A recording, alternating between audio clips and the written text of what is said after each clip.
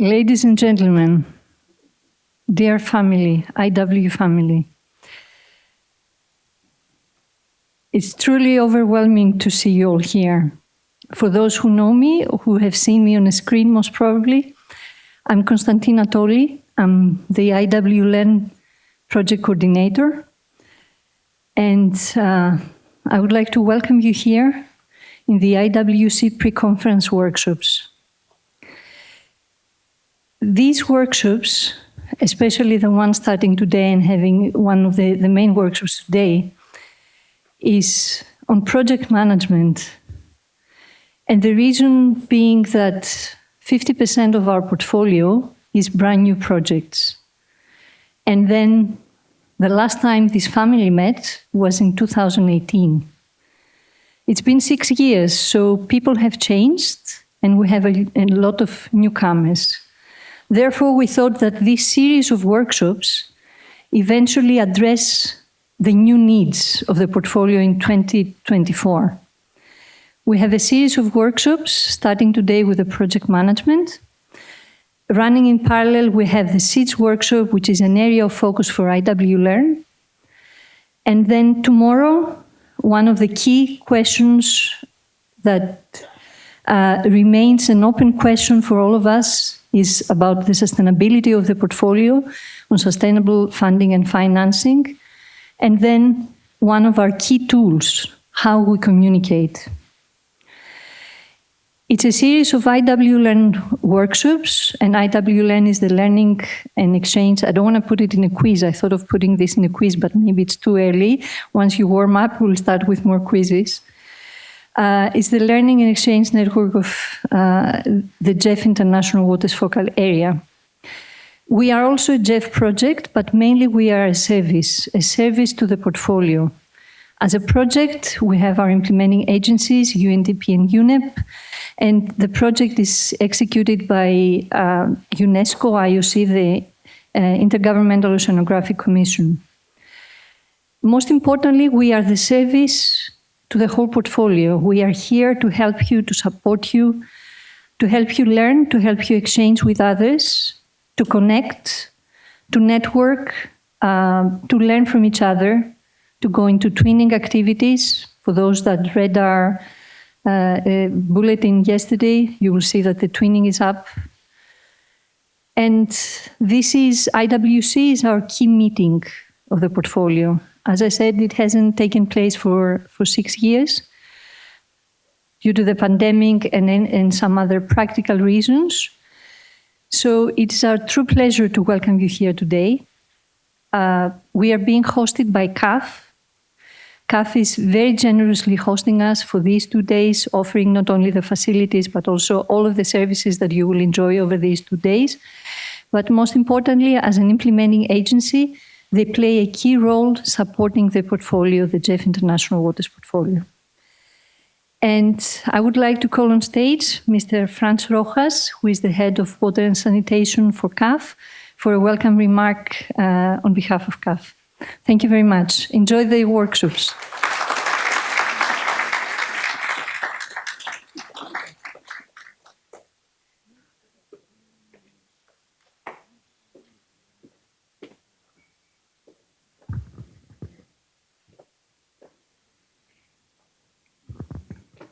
Thank you very much, Konstantina. And I'm going to follow in English. I guess most of the audience speak English. And if anyone wants to be translated into Spanish, I think there are simultaneous translation. So on behalf of CAF, the Development Bank of Latin America, it's a pleasure to have you in our venue, in our offices, for this important pre-conference on international waters of the Global Environment Facility, a space that will begin the exchange of inherent aspects of transboundary water management. As a prelude to the conference that will be held in Punta del Este during the week, and to deepen on shared water resources, which demands a collective effort for a comprehensive approach. As we all know in this room, water does not recognize borders or administrative divisions, which requires from us to assimilate and apply good practices in water management, promoting equitable access to safe water and to foster sustainable development. The collaborative approach is essential to overcome potential water-related conflicts, as well as to promote resilience to climate change to ultimately achieve shared prosperity for all. Coordinated work and cooperation are essentials to safeguard a valuable resource for the current and future generations. Globally, transboundary basins represent approximately 60% of the world's fresh water, covering a territory where 2.8 to 3 billion people live, and as such, play a key role in mitigating poverty, ensuring food security, health, and well-being, clean energy, ecosystem protection to foster peace and security. Due to those reasons, water resources management must be supported by institutional arrangements and the use of effective governance instruments to set up sustained agreements to enable decision-making based on reliable information and a basing approach, promoting coordinated action among the different political jurisdictions that are across water bodies. In the case of Latin America or region, international waters are particularly relevant, as out of the around 69, 70 transboundary river basins, 3 of them, the Amazon, the Plata, and the Orinoco, account for 92% of the total area of shared basins in the region, and 68% of the fresh water available of the continent.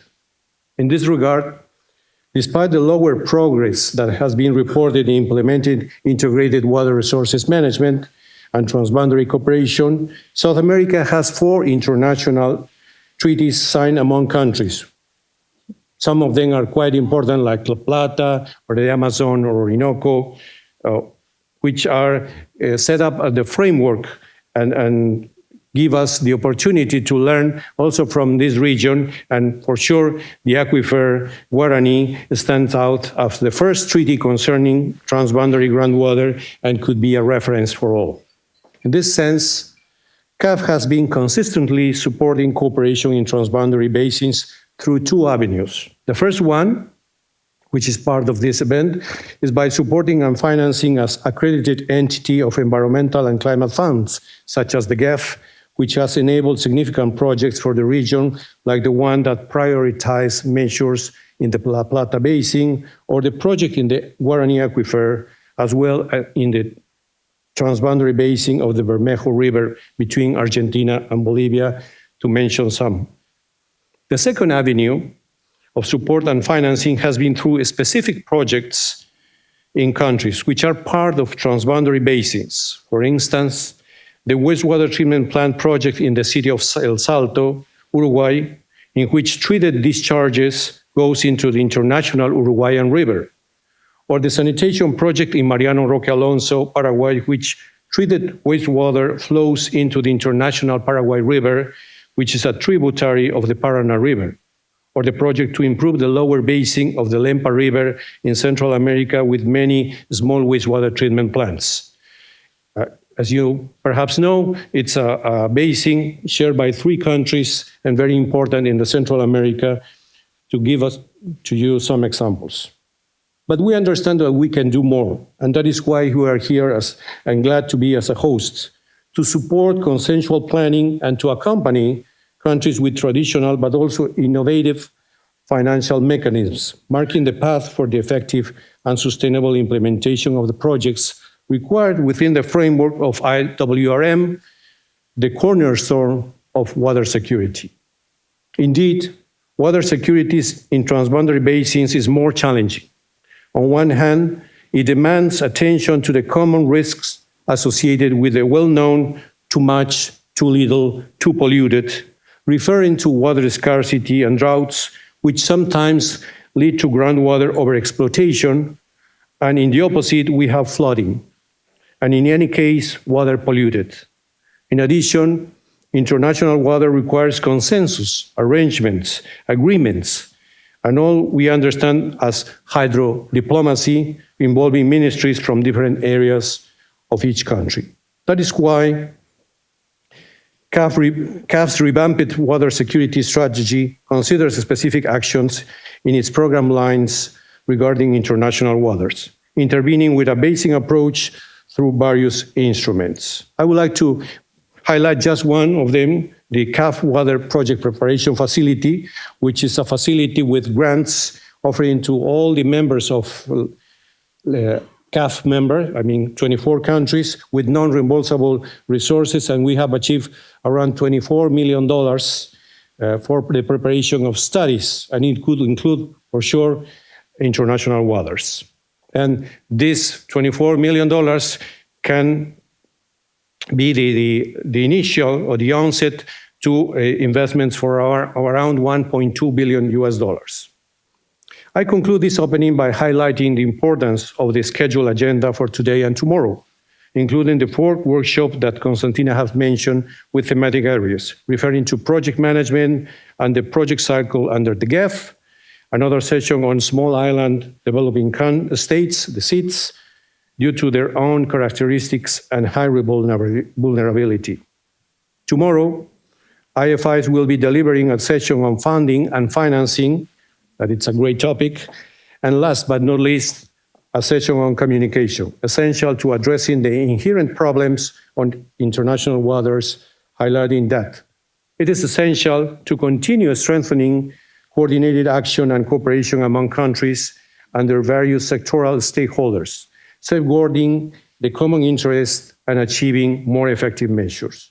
It is also important to keep an open and transparent sectoral dialogue, supported by a regulatory framework with cooperation policies and operational arrangements, along with agile instruments to allow the parties to continuously review and evolve the water treating regime, which has made significant progress to date.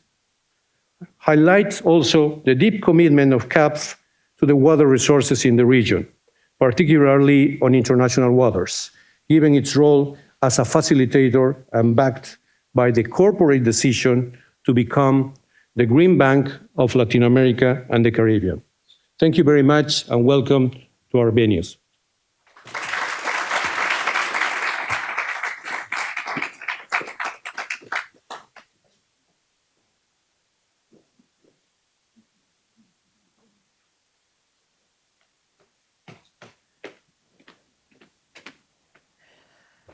Thank you very much, Franz. Thank you, CAF, for hosting us again. It's about time.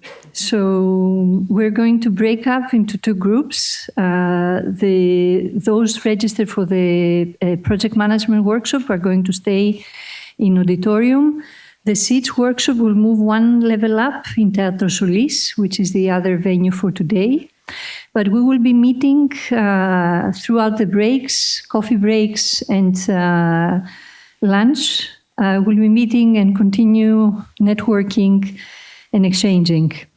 So, before we do you have any questions before we let the SIDS workshop move to their venue? No, we're good. So, please.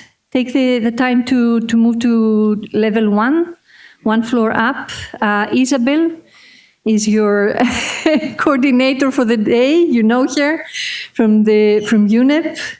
And we have the pleasure to have here studying the other workshop today. We have Mr. Vladimir Mamayev. He doesn't need any introduction, does he? Hi. Hello, good morning again, everybody, and welcome. Before giving the floor to our moderator, the moderator of the project management workshop, Vladimir Mamayev, I just would like to go over some housekeeping rules. Yes, and introduce myself. Could we change? Yes. Okay, so my name is Claudia Spiteri, and I'm the project manager of IWC10, so part of the project coordination unit sitting at the IOC UNESCO in Paris. And of course, I'm also part of the IWC organizing team. A few housekeeping rules so that everybody is clear on what is allowed and what is expected. So we know that there are 2 parallel workshops taking place every day. One is taking place here and another one in Teatro Solis. It's important that there is no walking around the building. So we have these 2 locations designated for our use, but no walking around in other areas of the building, being a Saturday and so on. Coffee will be served outside. You already saw the coffee stand, and only during the coffee breaks. We already mentioned there is interpretation available for those who would like interpretation from English to Spanish. And if you would like to borrow the equipment, you will need to give in an ID card. A few words on the lunch arrangements. Today, the lunch will be served in the comedor. I'm pretty sure I made a mistake there, right? Is it comedor? The comedor. Okay, thanks for that. I knew something was not right. That is the restaurant in CAF, which is in the -1. Tomorrow it's a different arrangement, but you will know about it tomorrow. What is even more important, no food or drinks are allowed here and in the rooms, no water, nothing. And this is a detail for tomorrow, so I will spare you the detail today. So that's it as the key housekeeping rules for today. And now I would like to give the floor to Vladimir. Okay, good morning, everybody. Good. Jet lagged? No, yeah, really. If I will do like this, wake me up, please, okay? Rule number 1. Okay, welcome to the project manager's workshop. And I was tasked to help with the moderation. Myself, I started my career with the one of the first GF projects approved in the first phase of the GF, being the Black Sea. And so since November 93, I'm working in different capacity with the International Waters portfolio of GF. So this is one of the reasons they asked me to help, because I was a deputy project manager at that time, and I went through different other iteration, and now I'm working as the regional technical advisor for UNDP based in Istanbul.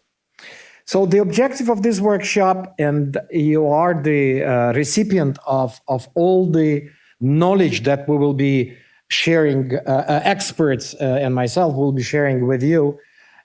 So the main objective is to strengthen the capacity of the project managers, not only new project managers, but all project managers and the key stakeholders to improve execution of the GF project, but also very importantly to improve the delivery, because we have the objectives that we need to achieve, and it is very difficult sometimes to implement projects. But the agenda is pretty much straightforward. We'll be talking about different aspects of the project management.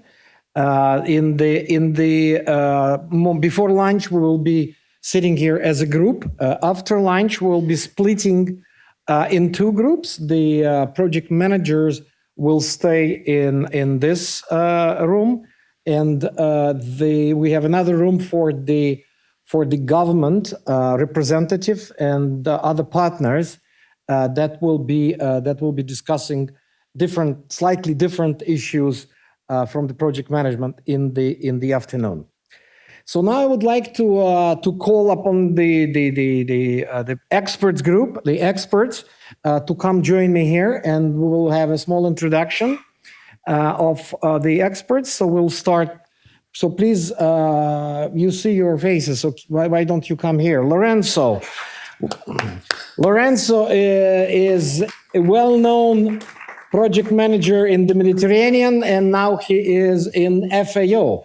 And in a moment, he will tell you what you can ask him. So Lorenzo, please tell us what's your area of expertise and what questions the project managers will be asking you. Good morning, first of all, buenos días. I will start speaking about the IW philosophy, which is basically, I can say whatever I want, easy task. And then I will also help for the financial rules and practices for the GF projects. So you can ask me whatever you want for these two. But should I start now? No. You stay. No, you stay. You don't sit. Please stay. I mean, it's not a very comfortable seat. It's not a business class seat. Okay, Patrick Debbles, please. Patrick is a long-standing project manager, and he is now working for the third, I think, phase of the project that he will introduce. And he is working for UNOPS. So what kind of questions you are expecting from the audience? So I will talk a little bit about the experiences we had with 3 consecutive international water projects. So I will talk a little bit about our experience with project phases, but also with buy-in, continuity, sustainability. So you can ask me about that, but you can ask actually any question you want, because if I cannot answer, then probably somebody in the public can. So make good use of the opportunity to just ask whatever you want to ask about project management. Thank you. Maria Apostolova is Regional Project Coordinator at the Amazon Cooperation Treaty Organization, and she is now responsible for the implementation of the Strategic Action Program for the Amazon. Please. Good morning, everyone. Today I will be sharing some insights on gender mainstreaming and involving indigenous peoples and youth in GF projects. And I will be happy to answer some questions, but I still ask for your help since we have so much experience and expertise in this room. Nice to be here. Thank you, Vladimir. Great. Thank you very much. Dimitris Faloutos is from Global Water Partnership, and he is very known in many regions of the world, including the Mediterranean. And lately, I mean, 5-6 years in the Drin River Basin, but he's also an expert that will help you to understand.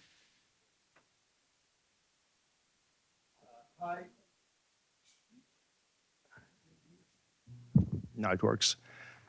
I will be speaking about stakeholder engagement and how this is used in terms of sustainability of results and risk and opportunities, sharing experience from development and implementation of projects.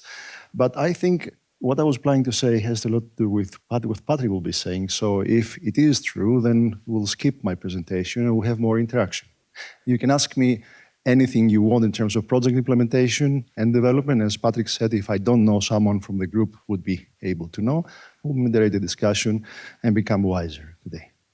Great, thank you very much. Ahmed El Saoud is a former head of the Egyptian Water Agency and former GF operational focal point of Egypt, and for the past years he was serving as the deputy project manager and mentor in the Kura GF projects in the Caucasus, and now he is helping with the UNDP global program ocean innovation financing program.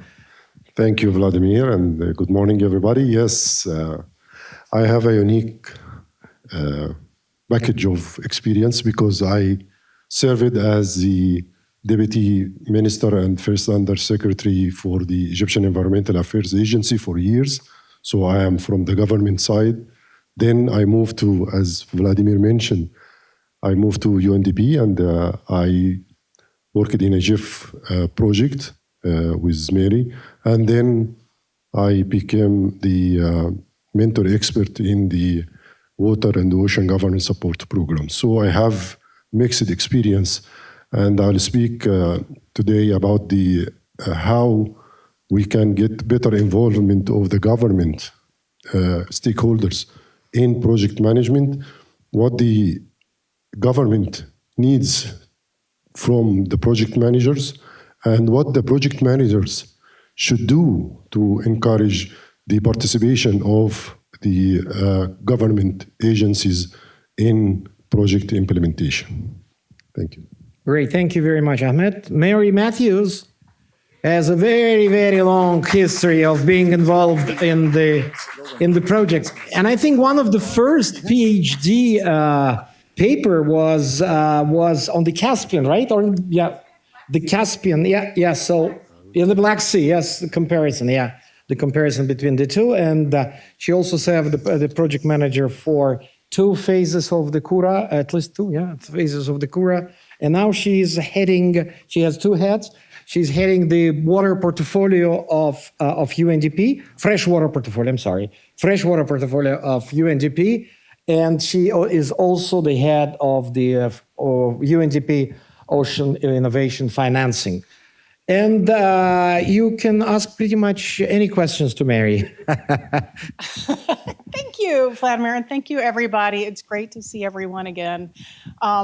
And to our amazing other experts, because honestly, none of us are complete experts in everything, but with this group, pretty much I think we could cover almost anything. And as we said, if we don't know, we will find the person who does.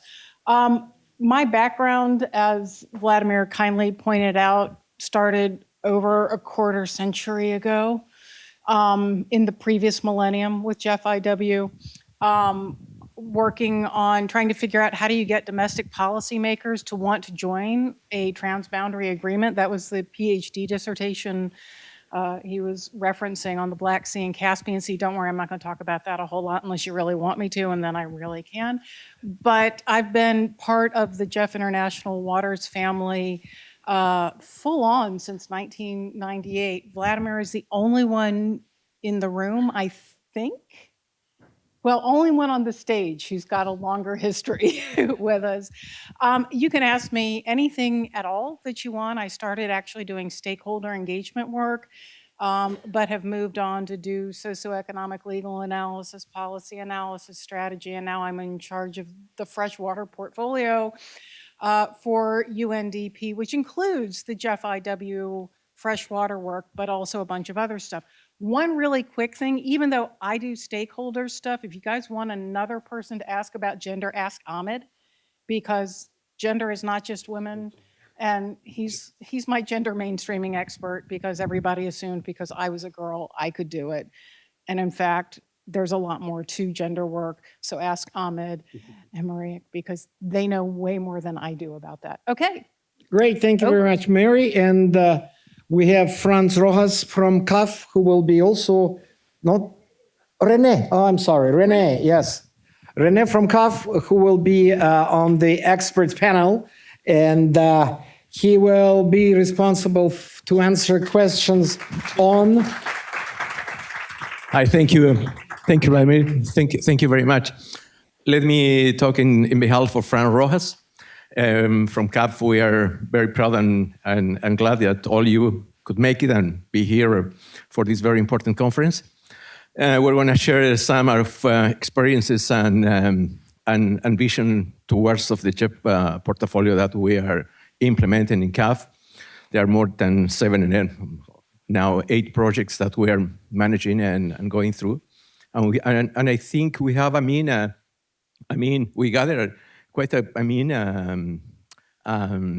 good lessons learned as well, but also very important achievements in stakeholder engagement and in different strategies in order to come up with sound financing for international waters projects in different kind of stages and all along the project cycle, both CAF project cycle and JEF project cycle, which means quite a challenge try to synchronize. But we're here just, very prompt, to share with you all these different experiences, and we'll be glad to receive and answer the questions that you may have. Thank you. Great, thank you very much. So the way we will be proceeding is we will have now a few very short presentation just to open the several topics. that are relevant to the project management. And then we will have the breakout groups where all our experts will be pleased to answer any questions you may have.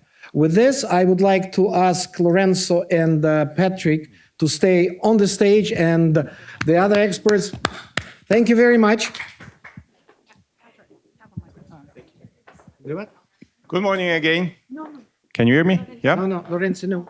No, no, I need no, to sit no. down again. Sorry. Yes. Bye. Now it's business class. We upgraded you, by the way. Yes. Can you introduce the... Okay, before we start, and we see Lorenzo's very eager to start, wait a little bit. We would like to ask three very simple questions, because we would like to know who is in the audience, and that will help us with the rest of the discussions and the conversations. So we're going to use Slido. I invite you to scan the QR code.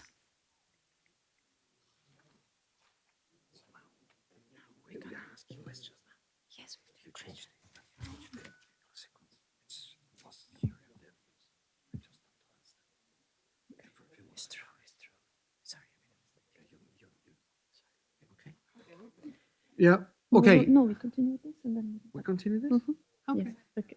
So, did you manage to get to the survey? Good. Excellent. So let's see if technically we are.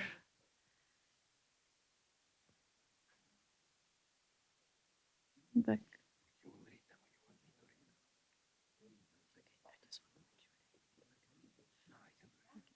Okay.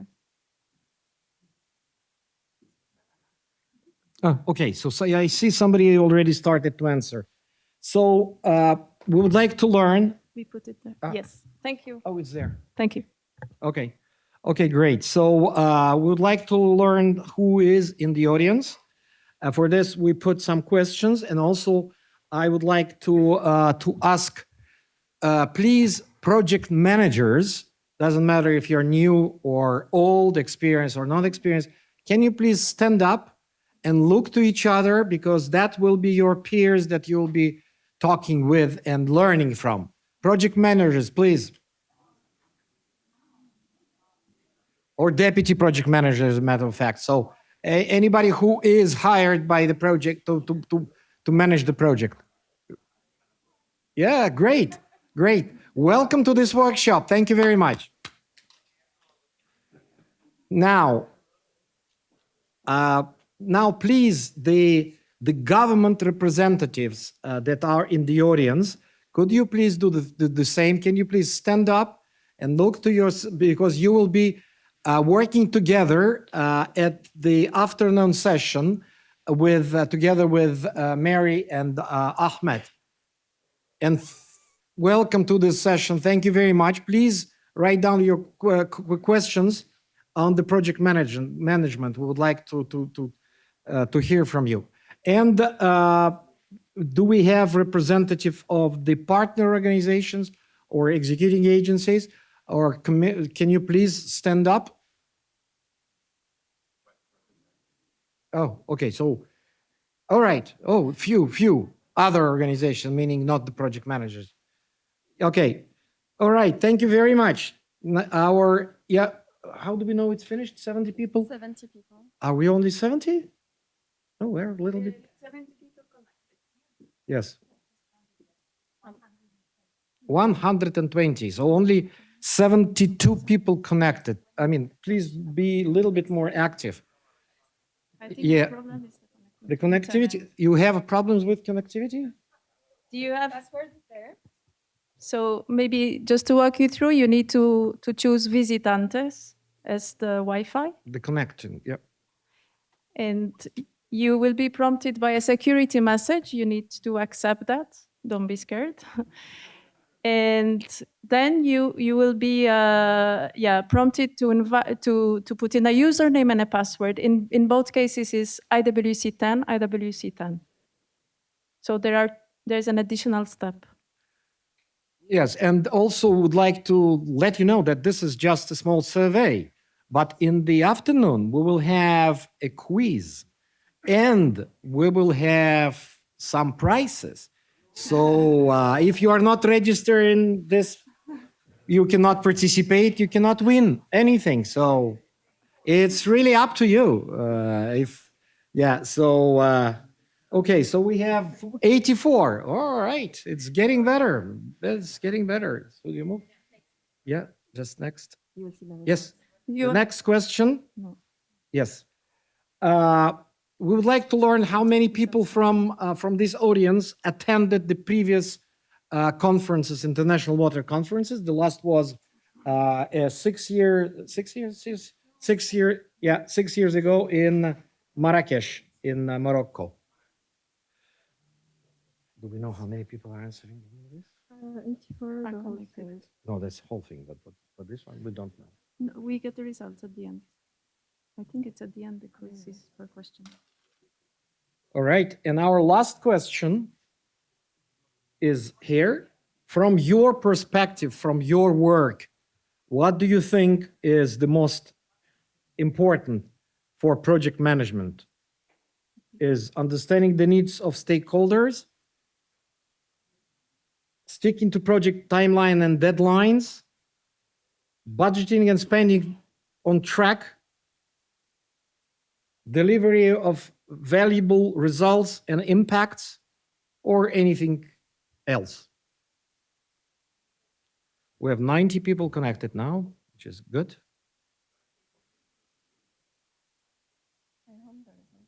Okay, now the next you need to view the results. Okay. Now we need to view the I click? Yes. Okay. No. No. No, show results. Show results.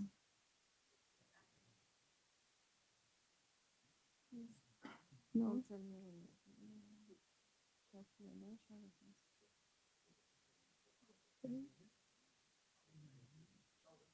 So results, right?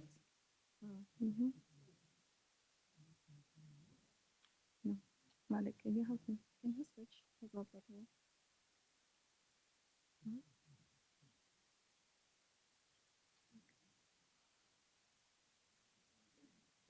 No, It was much easier in the past, yeah. Just asking raise hands if you will like want to answer number one or number two. I mean, now we are, trying to understand what's going on. And well, it's like the vote, it's just sometimes in the election. I mean, you're expecting one thing and you're getting completely different thing. I'm not referring to any election, by the way, in particular. We do it like So, Yes.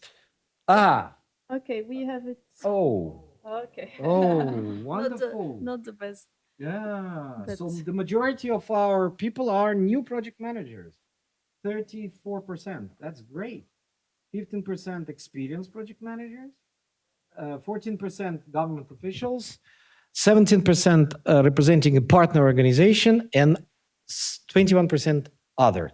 Okay, we'll need to find out who the others are, but who are the others? Okay, and how do we go to the next? Wow, 81% of the audience never attended the conference. So welcome to your first IWC conference. It's an amazing journey. Believe me, I attended 9 out of 10. So it's absolutely great. Okay, and then the last question, delivery of valuable results and impacts. Results matters is the winner of this. Interesting. Okay, that's it? Yep. Okay, thank you very much. And now we will be going to the IW philosophy. So I'm happy to welcome Lorenzo. Yes, please. Yes, Lorenzo, please.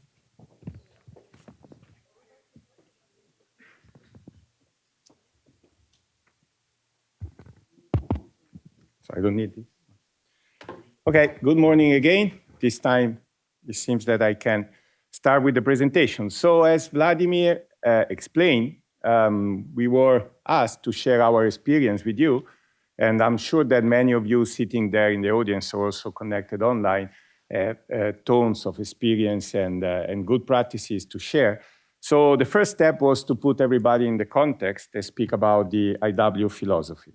I can see anyone from the Jeff Secretariat sitting in the audience, so I can say basically whatever I want, but I will start saying that international water is a bit of a strange focal area of the GEF. Why it is strange? Because compared to other focal areas, differences. The first one is that the funding, as you know, are not managed at national level, are not allocated through the STAR system, the system for transparent allocation of resources, but are basically managed by the GEF Secretariat. And why? Because the goal of the IW focal area is supporting nations in transboundary cooperation in shared marine and freshwater ecosystem. And let me start with few numbers to give you an indication of the importance of this focal area. Since 1992, together with the GEF implementing agencies and all the executing agencies, the GEF IW focal area has financed freshwater projects in 60 rivers, 14 aquifers, and 16 lakes around the world. The GEF has also provided US $1.2 billion in grants for more than 200 projects within the world large marine ecosystems and in area beyond national jurisdictions. Cumulatively, the GEF funding for IW has gone to $3 billion from 1992 with corresponding co-financing of $19 billion. So this gives you an indication of the importance of working in transboundary water cooperation. But also I can add from the viewpoint of the countries some other data that at least 145 countries possess territory within international basins. At least 21 nations lie in their entirety within international basins, and 33 countries have greater than 95% of their territory within international basins. 19 international drainage basins are shared by 5 or more riparian countries. Groundwater resources, which, by the way, account for more than 100 times the amount of surface water, are across under at least 273 international borders. And last but not least, LMEs, large marine ecosystems, are ultimately affected by both surface and groundwater system. So within the IW philosophy is to work with this system that only looking at the number are important, and most importantly are related to water resources, which, as we know, are at the basis of most of our economic, social system around the world. So what is the approach? The IW philosophy is to work step by step. So the scope is addressing multiple stressor across large-scale water system and the complex history and processes of multi-country dialogue. In many cases, IW projects take years to take track, because at the beginning, you just have to set the scene, to understand what are the problems, and to make use the different countries to work together. Then you start to engage with the proper stakeholders in each of the countries, and you try to develop a dynamic for these stakeholders to work together from different point of view, with different priorities, different interests. So the IW community over the year, with the support of all the executing agencies and partners that help to develop this focal area, get used to apply the TDA SAP approach, the Transboundary Diagnostic Analysis Strategic Action Program process. There have been many discussions over the recent years if this approach is still good or not, but we believe that it is at the base of any IW project because it follows a logic. It starts from a diagnosis of the system, so to the identification of the issues, transboundary issues, that all the countries sharing that water ecosystem has to tackle. And it follows with the identification of strategic action that can be addressed at multi or at transboundary level. But often this step is not enough, because to make the IW project impactful, so to move from the to the addressing problem at national level to the production of a global environmental benefit, which is the ultimate goal of any focal area of the GEF, you need to develop national action plan, because sometimes the regional priorities cannot be fitted as they are into the national legislative framework or the way the countries are tackling with these issues. So quickly, the IW strategy, the IW focal area traditionally, through the development of the different strategy, we are now in the 8th cycle. As you know, each of the GEF cycles is last 4 years. IW always had 3 objectives. And traditionally, the first one is always focused on blue economy, so marine water, in summary. The second one also on marine water, but in area beyond national jurisdiction. And the third one on fresh water. So to give you again some number, in GEF 8, allocation for IW focal area was 565 million of US dollar, which suppose a 22% increase compared to GEF 7. Traditionally, allocation for IW funding has always been between 400 and 450 until GEF 8, where all the focal area, thanks to the generosity of the donors, had an increase in the funding availability. And 185 million out of the 565 were allocated to Objective 1, so marine water. 34 million were allocated to area beyond national jurisdiction, which is Objective 2, and 185 to enhancing water security in shared freshwater basins. To give you some example, and then I move to the conclusion to open the floor. Under the Objective 1, you have projects in LME, project also to develop marine special planning, marine protected areas, regional sea convention and regional fishery management organization working together to better manage the marine water resources. For project under the ABNJ, you have a series of well-known common ocean programs working to manage in a better way the resources in this area beyond national jurisdiction, which is becoming more and more important, as I'm sure you know, after the approval of the BBNJ agreement at the end of 2023. So now we are moving in a new era of this objective of the IW focal area. And the third one is normally the implementation or the development of integrated water resource management plan, the implementation of strategic action program to better manage water resources, freshwater resources. So the project managers, which ultimately is what we are discussing today, has a very difficult work because it is expected to implement a series of action which has been identified in the project document, which normally requires up to 18 months to be developed and approved by the GEF.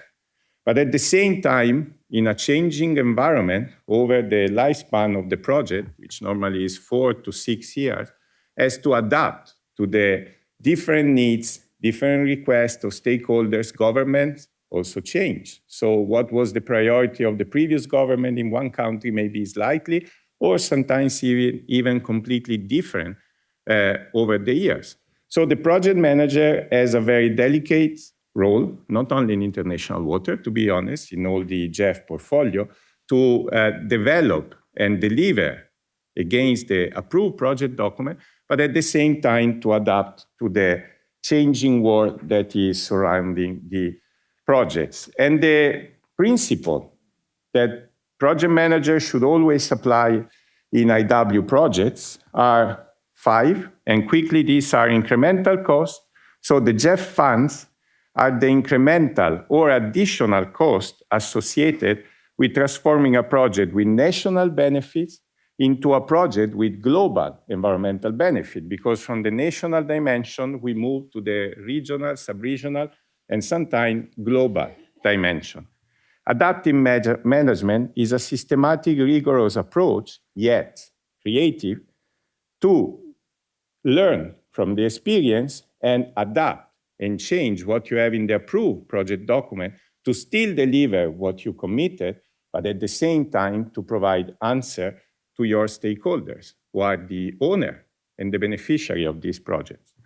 Ecosystem approach is a strategy for the integrated management of land, water, and living resources to promote conservation and sustainable use in an equitable way. So we are focusing on both conservation and sustainable use. And as you know, this sometimes, especially when speaking about water, is not so easy.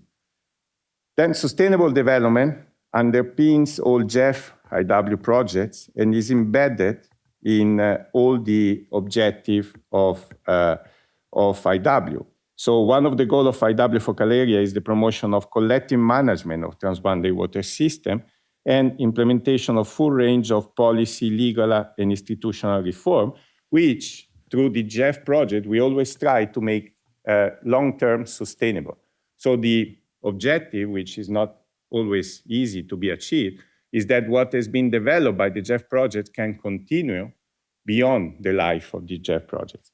And poverty reduction is something which is at the base of the GF, as important as the production of the achievement of global environmental benefit, and especially important for water projects, because water, as we said, is at the base of our social and economic system, and if you allow me, is at the base of the life of human being and all the living, I cannot find the word, but I mean, without water, we are all dead, basically. And I will conclude just mentioning the core indicators. So when developing IW water projects, you always have to take into account that you can target any of the 11 core indicators of the GEF strategy. But if we look at GEF 8, 4 of them are particularly important and related to IW focal area, and these are marine protected areas created or under improved management. There you can see the target for GEF 8, 100 million of hectares worldwide. Core indicator 5, area of marine habitats under improved practices or benefit biodiversity, 70 million of hectares.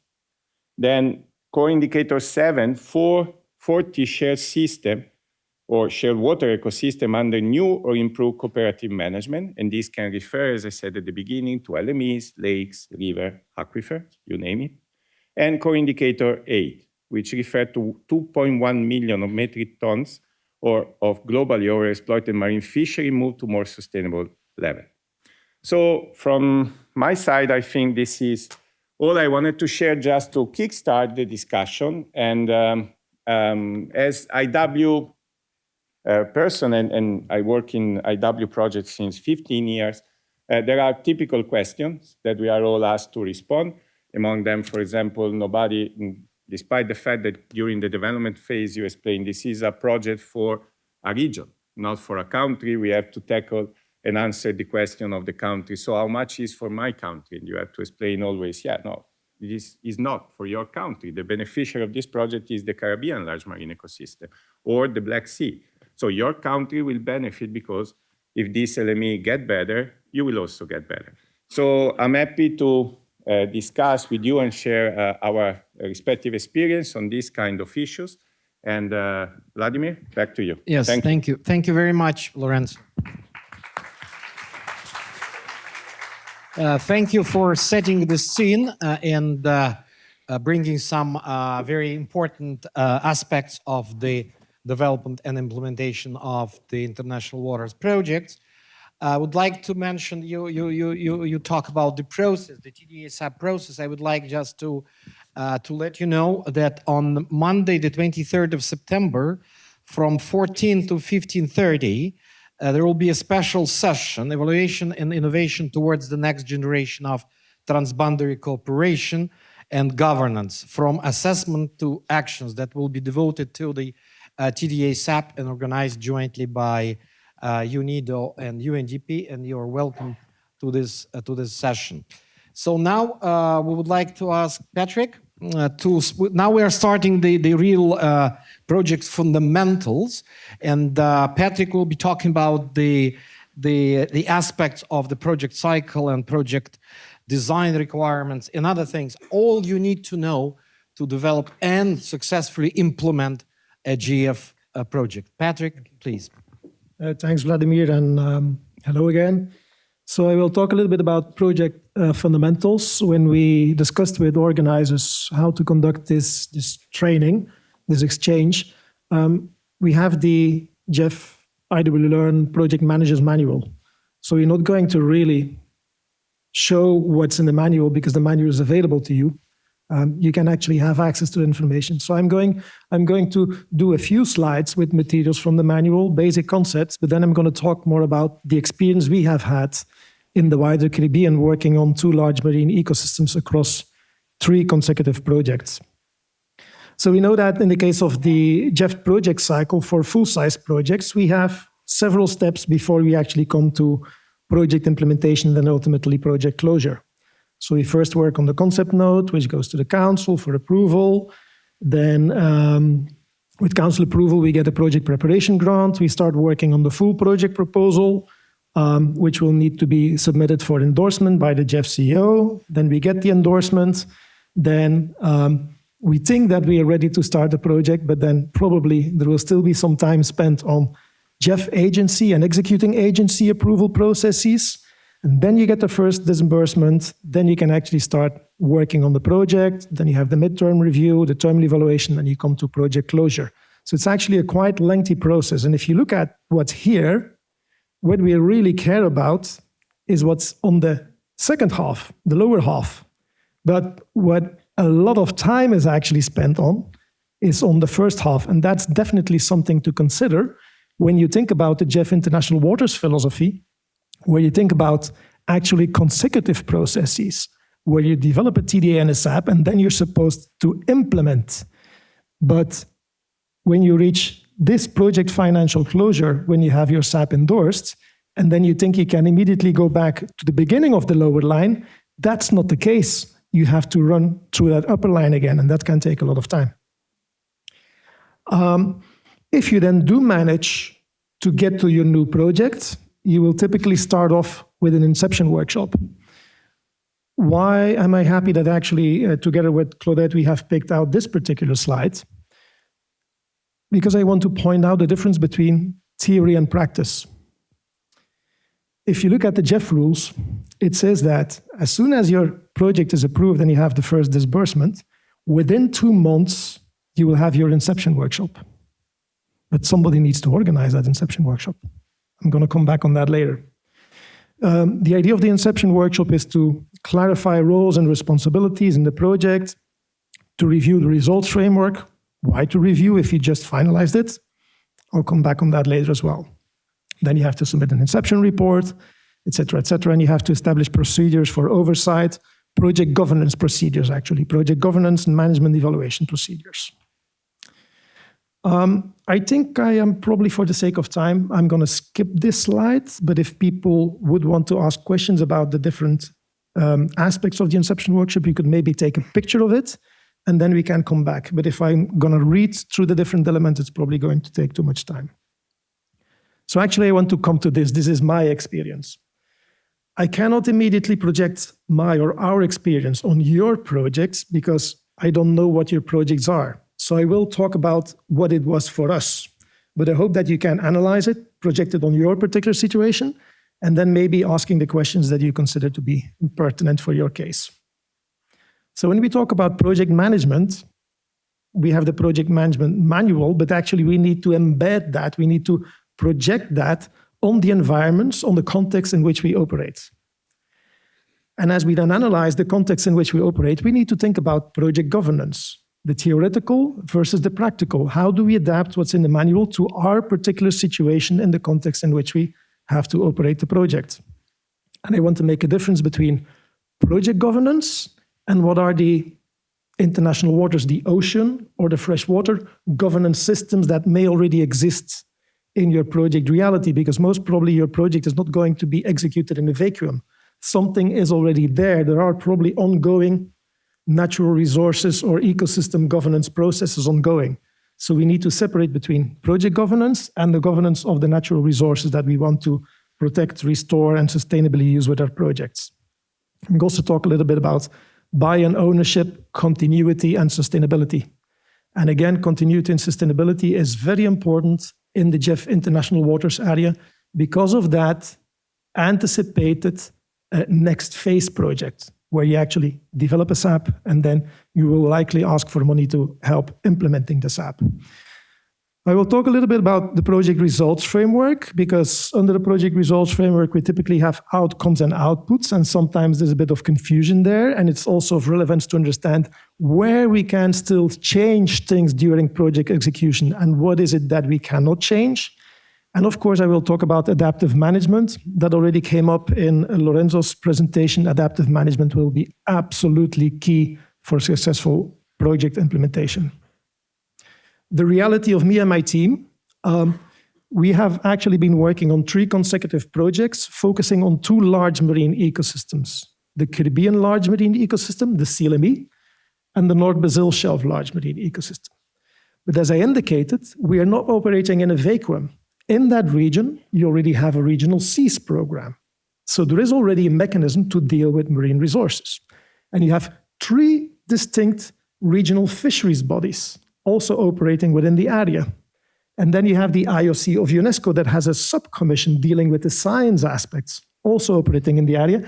And that's just the beginning, because then you have the regional and sub-regional geopolitical integration mechanisms that are also dealing with ocean matters. So your project is not operating in a vacuum. We do have a particular situation with these projects that we have actually 26 participating states and then 18 overseas territories, which are also part of your ecosystem, but not eligible to receive funding from the GEF. And 22 of these are SITs. SITs have limited capacity. Is your project actually going to help the Ministry of Environment, which may be a single-person ministry in a SIT? Is it actually going to help it, or is it going to be a burden for the system? So these are things that we need to consider when we try to set up our project governance arrangements and how we make the split between project governance and governance of the marine ecosystem. So we have actually, this is a bit of a complex slide, but I'm going to try and present it in a simpler way. We had a first project running from 2009 to 2013, which was the CLME project. This is the one that developed the TDA and the SAP. Because of the successful political endorsement of the SAP, the GEF opened up its wallet again for the CLME Plus project. And the CLME Plus project then supported the implementation of the 10-year action program. But CLME Plus is a 5-year project. The action program is 10 years, so we can't end there. So that's when we acknowledged that difference between project governance and regional resources governance. And we saw that actually through the TDAs that one of the root causes for the environmental degradation in the region was that you had all these organizations that had already been established, that already had a mandate, but they were not coordinating, they weren't working together. So one of our actions was to actually create an interim coordination mechanism.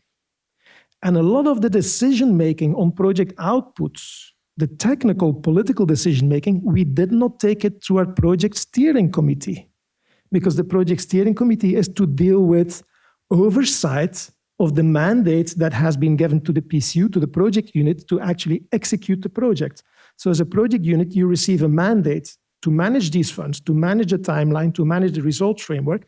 You introduce changes to it. So it's actually those changes and that management approach, that's what the project steering committee has to oversee. But we don't take technical matters to the steering committee because we have all these other organizations in the region that deal with that.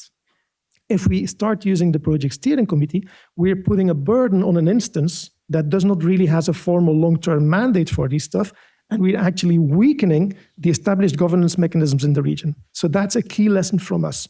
Try and reduce to limit, depending on the situation of your particular project, of course, try and reduce and clearly delineate the role of your project board, your project steering committee, and see how you can actually take many aspects of the project to the established mechanisms that will survive your project. Same lesson here with regard to this call from the GEF for national intersectoral coordination mechanisms. If you're going to create one just for your project, it may become a burden for the country. If instead you say, you countries, you need this, we are going to help you create ones that will survive the project, then actually you may be helping the country's long-term agenda. Instead of the country serving your project, the project is truly serving the countries. So this is a very critical consideration. Coming quickly back to this one, you see slight gaps in between the projects. You remember that slide with the upper half of the steps to be taken and the lower half. That slight gap is not always so slight. I think we really anticipated before the end of the project that you need to start working already on the next project. That's typically not in your results framework. You typically didn't think about that. But if you wait until your project ends, and then you start thinking, oh, now I have an endorsed SAP, now I need to ask for money to help implementing the SAP. I mean, there are probably experiences here. We did see 80% new project managers, but if we would have had some of the project managers that have been in the running for a while, there are SAP that are being endorsed, and then it takes 10 years before actually you get the JEF money to start implementing the SAP, and then the SAP is obsolete and the JEF investment is lost. So, back to this, PIF development. So you start with initial baseline, you start with a theory of change, you start with results framework, you start with assumptions, you start with risks. And then you start working on your project document. How long does it now take? 18 months, something like that. And then you get it, then you think you're ready to start, and then it may still take 6 months for the agencies to actually get the paperwork done so that you can actually implement your project. You have a shifting baseline. You have a shifting baseline, and then ultimately start project implementation, but actually before you implement, you have startup and you have inception, and the baseline continues to shift. We heard it before. You have shifting priorities and needs. You have shifting knowledge. I mean, what you knew, what you were able to understand from your system with the limited PIF grant, probably now you understand better and you say, actually, we were a bit off with what we put in the PIF. We need to adjust this. And then you have evolving risks and issues. All of this actually means that if you do a reality check, an inception workshop within 2 months following the disbursement, and who is going to organize that inception workshop? You haven't even started recruiting your project staff yet. But yeah, that's on paper. And if you don't do it and then you get your first PER, oh, you were delayed on your inception workshop.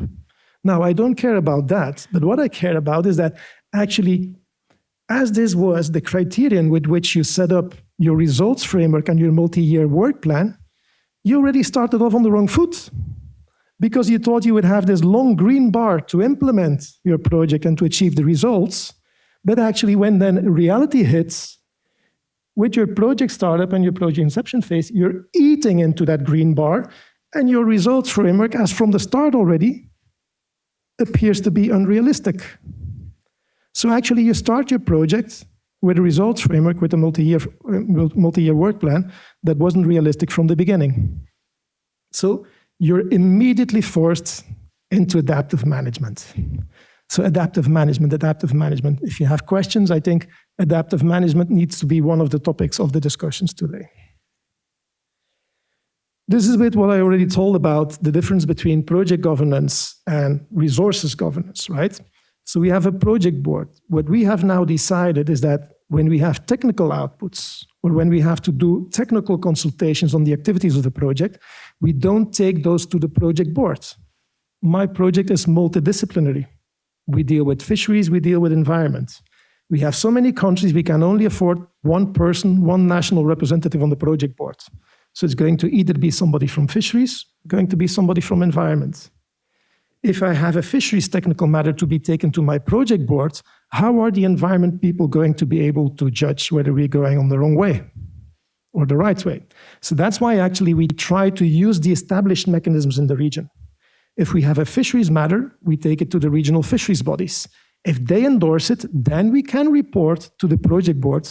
Project board, you gave us project coordination unit, you gave us a mandate. We executed according to that mandate, and we have the approval from the existing regional technical committees. And that's what the project board needs to know, and that's how they can then help you approve and move forward with your project. When we talk about adaptive management, you start with the theory of change. The theory of change has assumptions. You need to keep looking at those assumptions, whether they're still valid or they have changed. That's part of your adaptive management approach. You need to look at your project results framework, the multi-year work plan and budget, and the risks and issues. All of that you have to adaptively manage. But you also need to anticipate that maybe not everybody that you bring on board is going to stay with you until the end of your project. So you may have hiccups there as well that can seriously delay your project implementation. So also adaptive management needs to take into account the possible volatility of human resources that you have at your availability. I think I have 2 slides left. When you talk about changes to the results framework, what we have understood now, by now, I believe, from colleagues in UNDP and the GEF, is that you can introduce quite some changes to the results framework, but you can't introduce them at every level. You obviously can't change the project objective, and you can't change the outcomes. You can change the outputs, and you can change the activities. Sometimes there's confusion between what is now an outcome and what is now an output. To me, it has always proven helpful to think of outputs in terms of products and outcomes in terms of results. So that might also be helpful for you, maybe. This is my final one. TDA SAP development project, TDA SAP implementation project. According to the rules, you need to have SAP political endorsement, and you need to have a project terminal, a positive project terminal evaluation before you can actually ask money to develop the PIF. So you have an endorsed SAP, and only at that point can you formally start the process with the GEF. And then time starts running. And then in all these countries, people change in government, and this happens, and that happens, and that happens, and that happens. I think we've been champions in the region in terms of time between one project and the next one, and still it's 2 years and a half, and that's probably record-breaking. When we had to start up ProCaribe Plus, we had an achievement at the end of the project, and we wanted to pick up and continue on that achievement. And the country said, wait, what was this about again? And we had to retake some of the activities of the last year and a half in the previous project. That's a loss of the momentum we had, and that's a loss of the potential return on investment from that GEF money. And that is even though we had lessons learned, and we actually started working on the PIF already like halfway in the first project, whereas you're only supposed to work on it at the end. And even so, it took 2 years between one project and another one. So there are definitely some lessons learned, but that's enough from my side. And now we would want to hear from others' experiences, the questions or the experiences and lessons learned you may have yourself. Thank you. Thank you. Thank you very much, Patrick. Please save all your questions. As I mentioned in the beginning, we will have breakout groups and our experts will answer all your questions. Just to add to the complexity of just Patrick presented, you know that GF rules do not allow to use any money from the present project to develop a new project. So you have to be very innovative. You need to find, a good partner or executing agency that will invest in this without any guarantee that the next project will be approved, will get money, and you will have to pay back the money that you used from your partner. So it's an amazing thing. I think we will have to discuss this also and try to find a way out of this situation and to make sure that there is no break. I haven't seen, maybe I have seen only few projects that had a very short, break between the SAP development and SAP implementation projects, and they were able to sustain the most important thing, the people that worked on the project number one. If you are not sustaining them through this bridging period, they're gone because they are great. And then you start again from training and explaining to the people that are coming to implement this SAP, what the hell is this TDA SAP? And that's horrible. So we need to find a way, and we are welcoming all the proposals from your side or the ideas from your side. With this, we need some coffee. So we're breaking for coffee. We are a little bit late, so I'm asking kindly to come back, everybody to come back at 11:20, please. And because we cannot, have a great coffee. Thank you so much. 11:20. Everybody back. We're continuing with a very important topic, the knowledge management and communication. And I'm pleased to welcome again Patrick on the stage with his short presentation to initiate the discussion. Thank you, Patrick.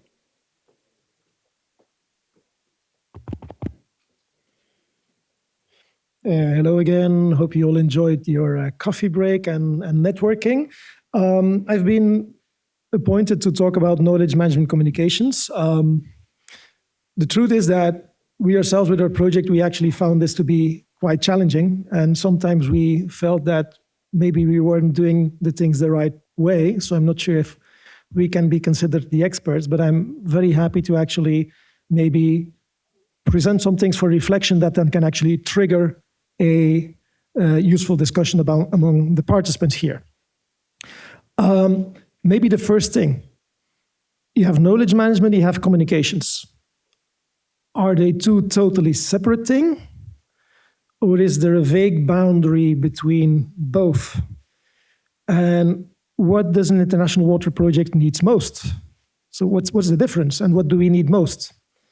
I know that these terms, they relate to activities such as, or verbs such as informing, mobilizing, engaging, supporting, enabling, and awareness raising. And maybe some of these verbs relate to communications and maybe some of them relate to knowledge management, or maybe it's a mix. But what is a fact is that in the projects I've worked on, we've hired communications experts to actually do what turned out to be knowledge management. And that generated a lot of conflicts because these professionals wanted to do what was their profession and we were expecting them to do something else. So this is definitely a point for reflection. Now, if we do talk about communications, and again, I talk about the experience with our projects, which you would need to project on your situation to see whether it's applicable and valid and useful or not. But our projects, as you've seen from my prior presentation, are complex and ambitious. Ambitious in terms of what they achieve and complex in terms of the amount of stakeholders and countries and governments and organizations to work with. And given that complexity and the ambition that the GEF Secretariat imposes on us, I think we can say that these projects were really constrained in terms of human resources and finances available for such a complex situation and for such ambitious goals. So that means that you end up with competing demands for resources. And that also means competing demands, for example, for my time as an expert who would need to assist, for example, communications people. And this project, being very broad in scope, and I use the word here infinity pool because I think then you see that image, right? That very nice pool from your holidays with maybe the glass wall that separates it from the valley behind it. But we have an infinity pool of potential audiences. And if you work in a context of constrained human resource constraints in terms of human resources and finances, if you don't put that glass wall there at the end of your infinity pool, you're going to fall in the valley, if you see what I mean. So the key principles that we came up with for our projects is that under constraints, communication needs to be strategic and functional, primarily enabling delivery on the project outcomes and outputs, and supporting the achievement of buy-in, ownership, and sustainability continuity. Very often when we brought on communications expert, they just want to do press releases, they want to do publications on social media, reaching out to the wider public. But the communications expert may not always understand the political sensitivities on the messages. So you have to actually, as a project manager, as project technical staff, you have to support them. You have to vet what they want to put on the media. And if that effort then goes to target audiences that actually are not helping you to deliver on your outputs, even though it's useful in a certain way, it's good that people know what you do. But if you're constrained and you don't prioritize your target audiences, communication can become a burden for the project and a danger to the project instead of actually something that will help you on achieving the objectives in achieving your delivery. So in that perspective, you don't bring on, for example, a communications expert for that person then to just do what they want. They need to become part of a machinery. They need to be a useful element of that car that you're building that needs to drive that road towards your project objectives. I think that's a very critical thing of what we've learned working with communications. One of the challenges we've seen is that especially if you're working on politically sensitive matters, your communication, in addition to being effective, targeting the right audience, also needs to be accurate. And we are technical experts, so we formulate the message, and then we ask communications experts to transform that message in simpler language. But in that process, they tweak some of the words, and all of a sudden, there becomes a risk that political sensitivities are going to be touched upon and that you enter into problems. So we've had this question for a while, and I don't think that we have the final answer to it. What do we actually need for our projects? Do we need technical experts that understand the political sensitivities that have also been trained in communications? Or do we need a communication expert that also has at least some understanding of marine matters? Or do we need both? In talking with lots of people in other projects on this matter, people have told me actually you need both. But then if you start working on the communication messages, it's actually a ping pong exercise. You send a message to the communication expert produces something, comes back to you, it's not good, it's being adapted, And that takes time. That drains energy and resources away from the other matters that you have to work on as a project team. So if you don't prioritize your target audience, that becomes a danger to your project, actually. Then a few slides on knowledge management. I think when we talk about knowledge management in the project context, you talk about knowledge management that is of relevance to project managers, to the project management aspect. And you have knowledge management that relates actually to the governance of the marine or the freshwater ecosystems on which you're working, so the more technical knowledge. So actually you have two different kinds of knowledge that needs to be managed. And then the question arises, what knowledge goes where? You have, for example, the JEF agency that may have knowledge management structures set up and they're asking you to contribute to them. You may have your own executing agency that has knowledge management processes. You have your project website. You have IWLearn. You may have permanent stakeholder-owned knowledge management platforms in your region that will survive your project. So I am not giving the answers here. I'm raising the question, trying to stimulate some discussion on this. What is ideally the niche of each? We hear IWLearn saying, we are a knowledge management service, please send us materials. What would now exactly be that niche for IWLearn? Is it the project management expertise knowledge that needs to go there? Is it also technical knowledge? Is it knowledge on specific projects? Is it more generic? I think we jointly need to have that discussion. And I think we also need to have the discussion between project websites, which die after the project ends. They don't fully dry because they will have a tombstone on the IWLearn website. The information will be there, but it becomes static. It becomes static. So what is the role of the project website and how much should go to the project website and how strongly should we try and redirect our knowledge, lessons learned, to other platforms that may not pertain to the JEF IWLearn world, but that will survive our projects. I think these are very critical reflections. So what we actually need to do, we need to think about continuity and sustainability beyond the project lifespan.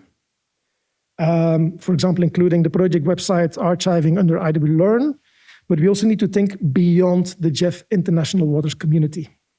Because to be very honest, we're almost a family with the JEF IW, but there are many marine and freshwater practitioners outside of this community.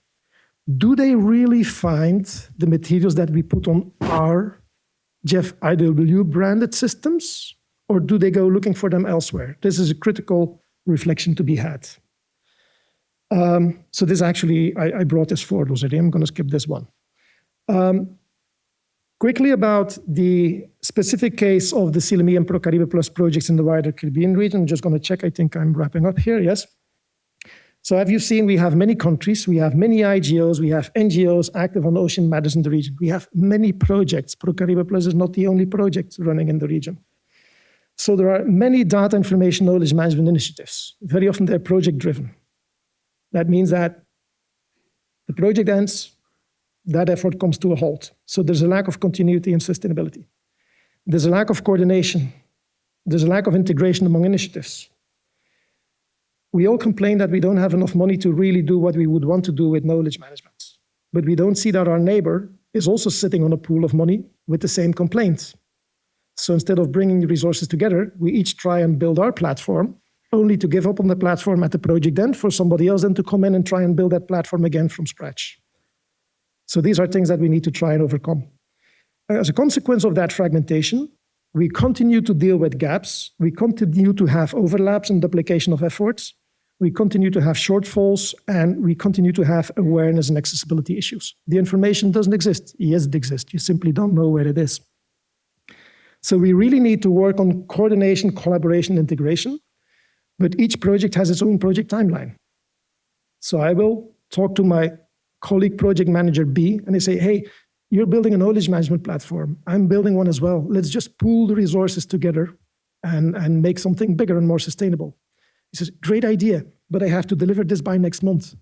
Oh, according to my timeline, I'm only going to start on this next year. So you see, this is the project reality versus the real world, and we need to try and overcome that challenge. In the case of ProCaribe Plus, you may have seen that we will create a regional ocean coordination mechanism. That's bringing together the regional organizations that work on ocean matters.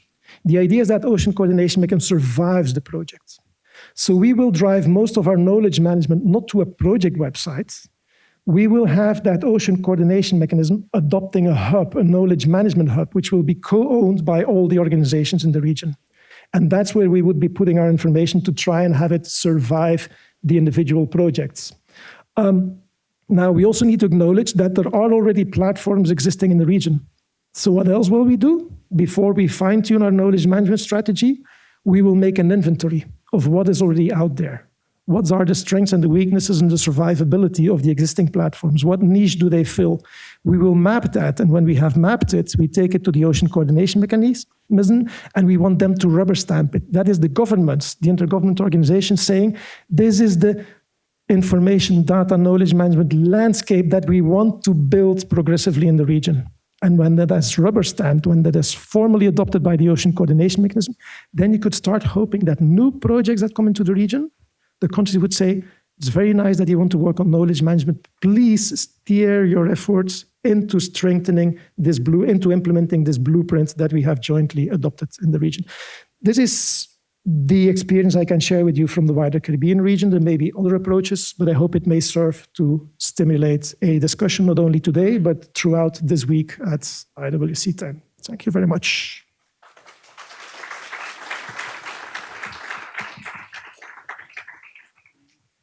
Thank you very much, Patrick. Now we'll be before the breakout groups, we'll have Maria to tell us about the gender, youth, and indigenous people mainstreaming. Thank you, Patrick.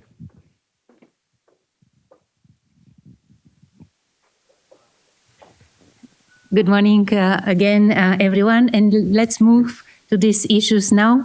As you know, women play a central role in the provision, management, and safeguarding of water. Indigenous people and local communities manage nearly a quarter of the Earth's surface and vast ocean areas also. And young people have a very important and long task ahead in conserving natural resources and also responding to the triple environment global crisis. And they are essential for the global efforts to safeguard the environment and to the real impact of our projects.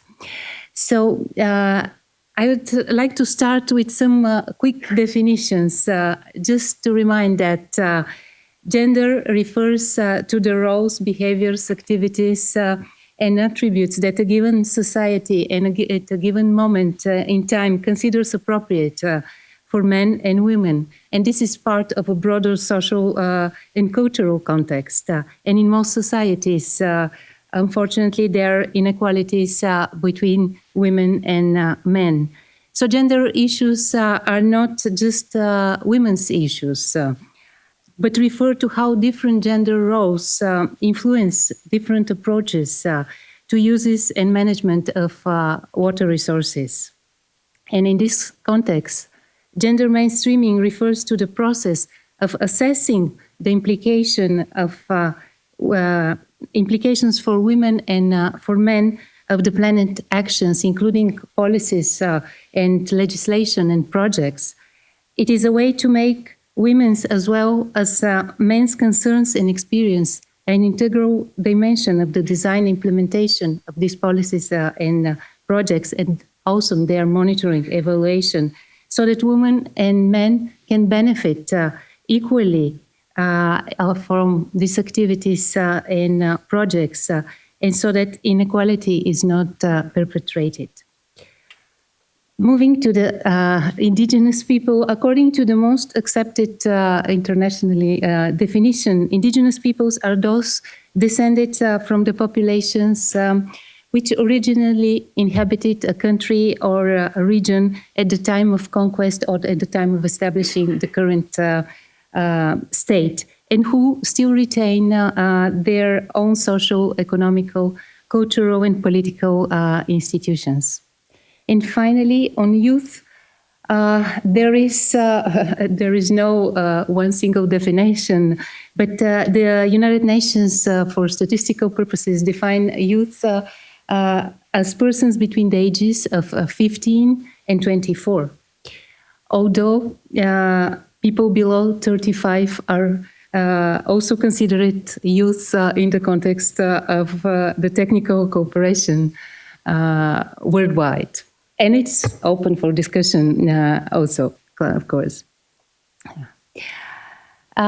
So starting with mainstreaming gender in GEF projects, the GEF policy documents that you see on the screen provide a basis and guidance to the design and implementation of gender-responsive projects. And also,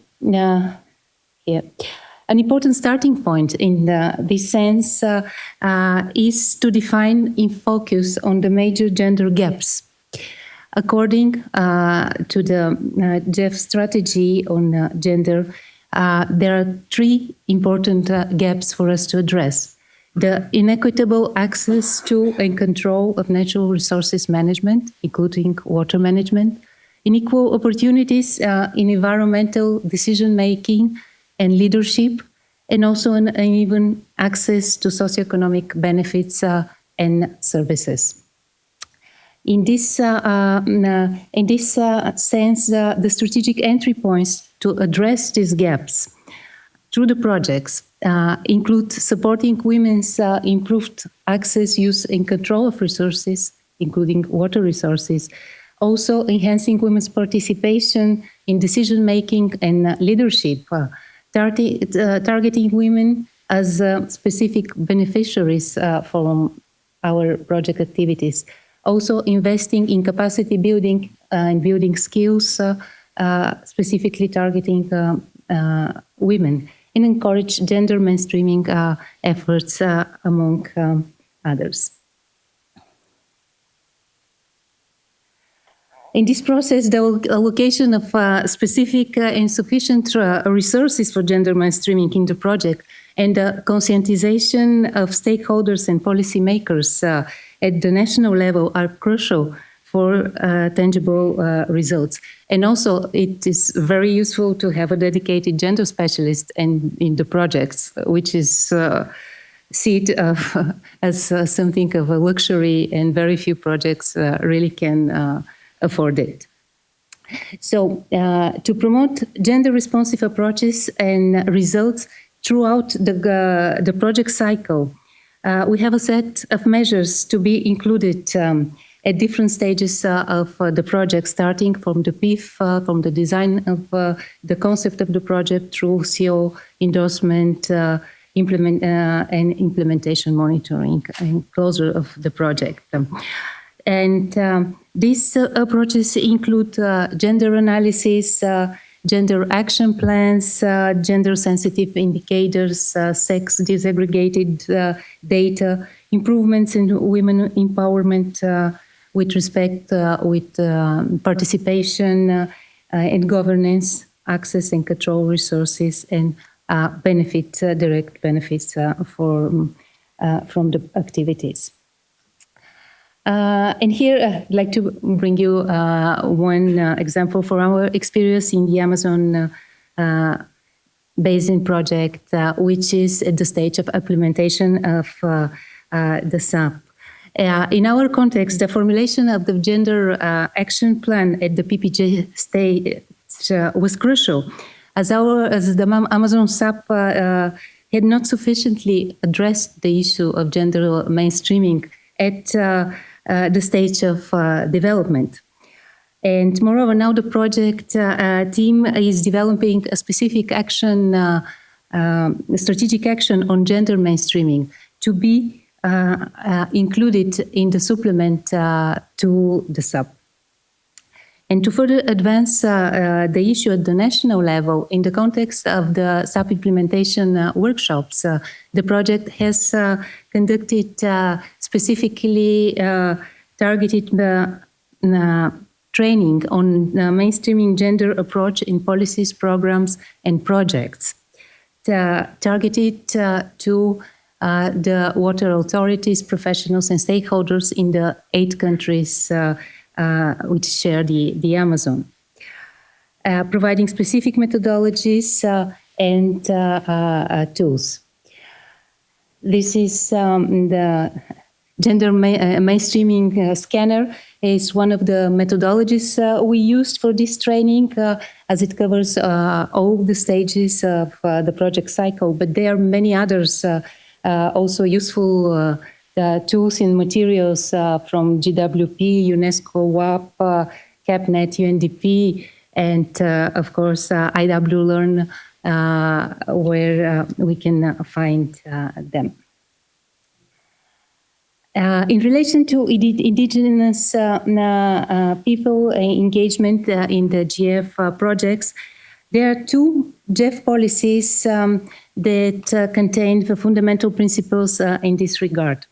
First, the GF policy on agency minimum standards on environmental and social safeguards, which establishes core minimum requirements such as free, prior, and informed consent, and culturally appropriate consultation and dialogue. And also the GF policy on public involvement and GF projects. At the same time, the Small Grants program provides funding to support projects directly engaging and benefiting indigenous peoples.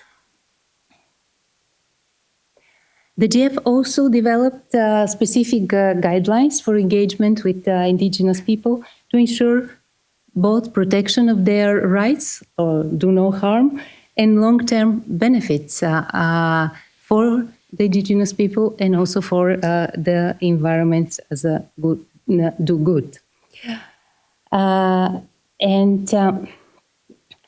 You can see this publication, and from each of the topics, starting from planning and development, including also gender equality and conflict resolutions, there are specific guidance provided in this publication. When some experience from our project in the Amazon, we work with engaging indigenous and local communities in the SAP implementation through stakeholder workshops, consultation, and awareness building, for example, on glacier retreats and monitoring in the Andes, and also with involvement directly in the ecological restoration, providing traditional knowledge and socio-environmental services through seed chain canteens. You can see on the first photo, these are the seeds which were collected through this project and used in this mechanism that we are working on also for social-environmental payment for social-environmental services.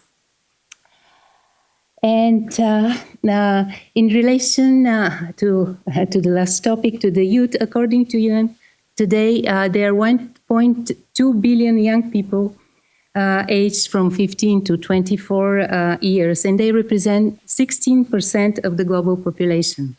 Many of them have been directly affected by environmental disasters or have been and are concerned and active in environmental issues. And here I bring some elements on how our project can involve and support young people through facilitating their direct involvement in environmental conservation initiatives, also promoting and supporting their participation in regional and international events and in the TDA sub-development and implementation process, promoting and development of young capacity and knowledge building, and also supporting young people in building capacity in communication and negotiation skills. And in the Amazon, we partnered with academic institutions so that young PhD students contributed with the development of glaciological models to better understand the retreat of the Amazon glaciers and the implications and impact on present and future supply of water affecting local communities and also the urban centers nearby. Also, we had activities in local schools to raise awareness of young people and children about water quality and the importance of monitoring groundwater in their schools, communities, and homes as part of groundwater monitoring campaign. Well, truly mainstreaming gender, indigenous people engagement and youth participation in IW projects could be a giant step towards a paradigm change in protecting the environment and ensuring a sustainable and fair future for all of us. Thank you very much. Thank you, Maria. Now I would like to ask Claudette to introduce how we're going to break. Before that, I would like just to mention that when we're talking about the project management, we're also including the chief technical advisors, CTAs in this. So if you are a CTA, for us, you are part of project management, and so that's quite important. In some projects, we have both project PM, project manager, and CTAs. In some, not. Claudette, please. Well, thank you. We heard about adaptive management now already, so let's have it in practice. Given we're running late and given we have a lunch, we have to break for lunch at 1, so that's a bit less than 1 hour. What I suggest is that we have a rather shorter breakout, ask the expert conversation, which we had planned, and which would like to keep, because I think that's where the discussions, the more bilateral discussions and interactions can take place. So we will do that for 15 minutes, but we will stay here to avoid going out and changing. So we will take the 4 corners of this big room, which I think will be sufficient, and we will have 4 groups. These 4 groups will be led by the 4 speakers that we had so far. So that would be Lorenzo. Can you go in that corner? Thank you. And what are you talking about? He will talk, I mean, you can ask him questions about what he presented primarily, which is in more generic terms, IW philosophy. IW projects. Then we will have Patrick, who had 2 elements, so you might get a lot of people, a lot of questions. You can find Patrick in that corner. Is that okay? So Patrick talked about project setups, the project cycle, etc., and challenges, real-life challenges, as well as the knowledge management and communication aspects. Thirdly, we have Maria, that is more was on gender, indigenous peoples, and youth. You could probably gather here. And I've also heard that our expert Ahmed is also a gender specialist. So we would like to give Ahmed the opportunity to have a 4th group. So a male telling us about how to have gender mainstreaming, which would be interesting. So Ahmed can stay in this corner here. Sure, it's The best it will be to have just two groups. One, Maria and Ahmed on all these issues, and Patrick with Lorenzo will take care of the rest. So it's easier. So this side of the room will be gender and the youth, and this side of the room, everything else that Patrick and Lorenzo presented. Please make your choice and be active in asking questions. And we'll come back in about 15 minutes. Okay, so we have two very short, not even presentations, and we will start on stakeholders engagement. And one very important stakeholder, of course, is government for all of the GF project. Please join us on the stage. And I would kindly ask Ahmed to just say a few words about the engagement with the governments.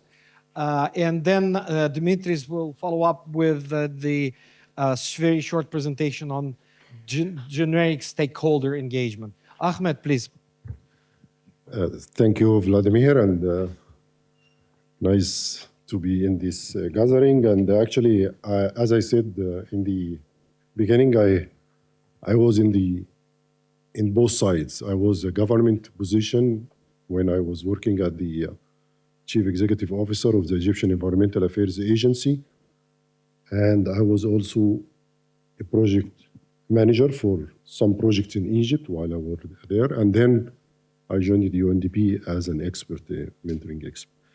And the involvement of government in the project management is a crucial issue, because you cannot work in a country without having the blessing of the government's personnel, especially the focal points and the national focal points of the project and the different ministries and organizations, because water management is cross-sectoral with all other ministries, Ministry of Water Resources, Agriculture, Industry, Environment, Ministry of Housing.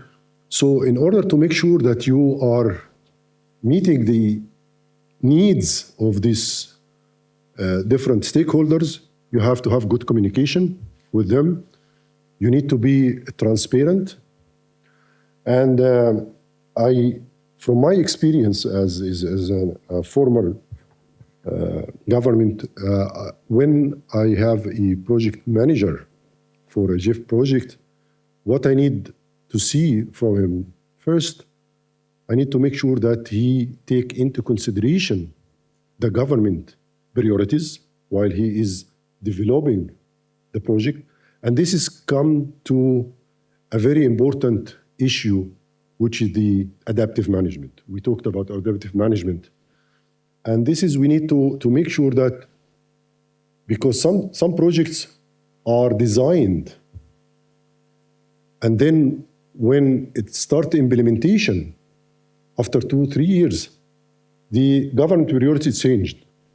And you need to, as a project manager, what you have a project document that you need to do this and this and this, and in the other side, the government wants you to do another things. So, and here, the smart manager is to be able to adapt your project in order to fulfill your project document, but in the meantime, try to meet some of the requirements of the government. And you have to be transparent and to tell them what the constraints you have and what the barriers that you can overcome or you cannot. And this is build the trust between the project manager and the government people. If they know that you have real barriers, or they can help you to overcome them, they can, or they can easily ask other ministries to help you, because in the project implementation also, you need to have information, access to the information, the national information from other ministries. And without having the national focal point, the support, you will not be able to get this information.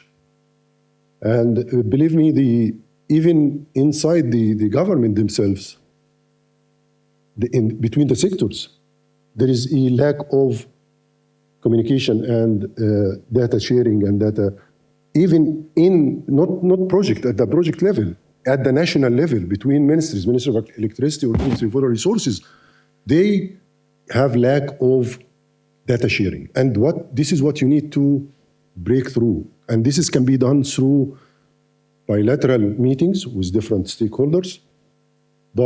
Also, you have to develop an advisory committee that includes representatives from relative stakeholders to help you, and so you can provide progress of the project, what is your constraints, what the data and information you need, and why you need this data and information, and what will be the outcome of this.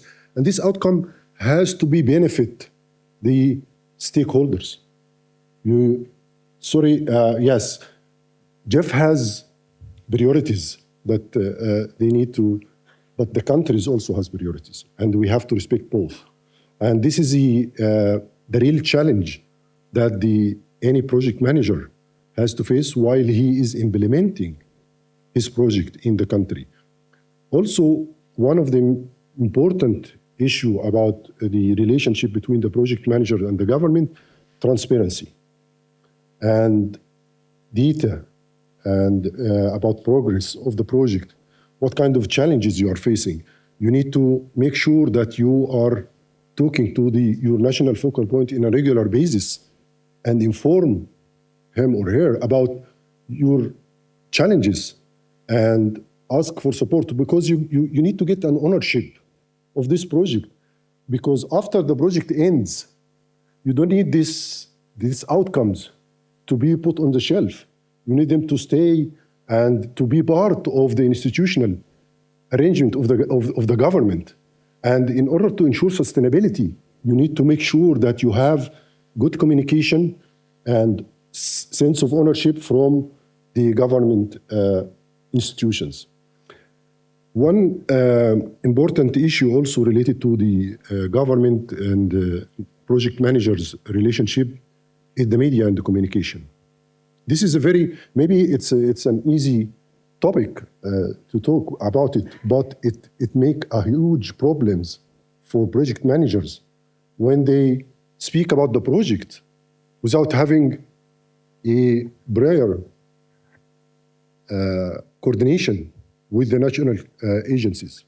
This makes problems, especially in the media. And if the tone and how you speak about the project, you need to make sure that the government officials has the blessing of this. Yes, you are the project manager, you are implementing the project, but you are working in the country that has this project. And you have to respect what the culture issues in the country, what even the barriers in the country, and try to work within this framework in order to make sure your message about the project will get the blessing from the government officials. This is, in my point of view, the main issues that related to the relationship between the project manager and the government officials, but we will talk about this more after in the next session. And me and Dr. Mary will be with the government officials to speak more about the relationship between the project managers and the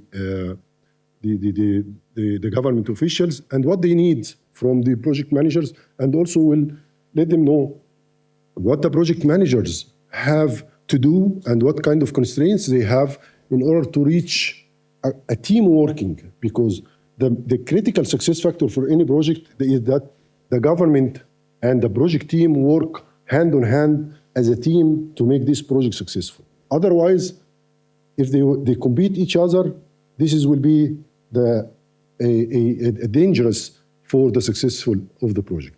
Thank you. Thank you very much, Ahmed. And yes, after lunch, we will be breaking in two groups.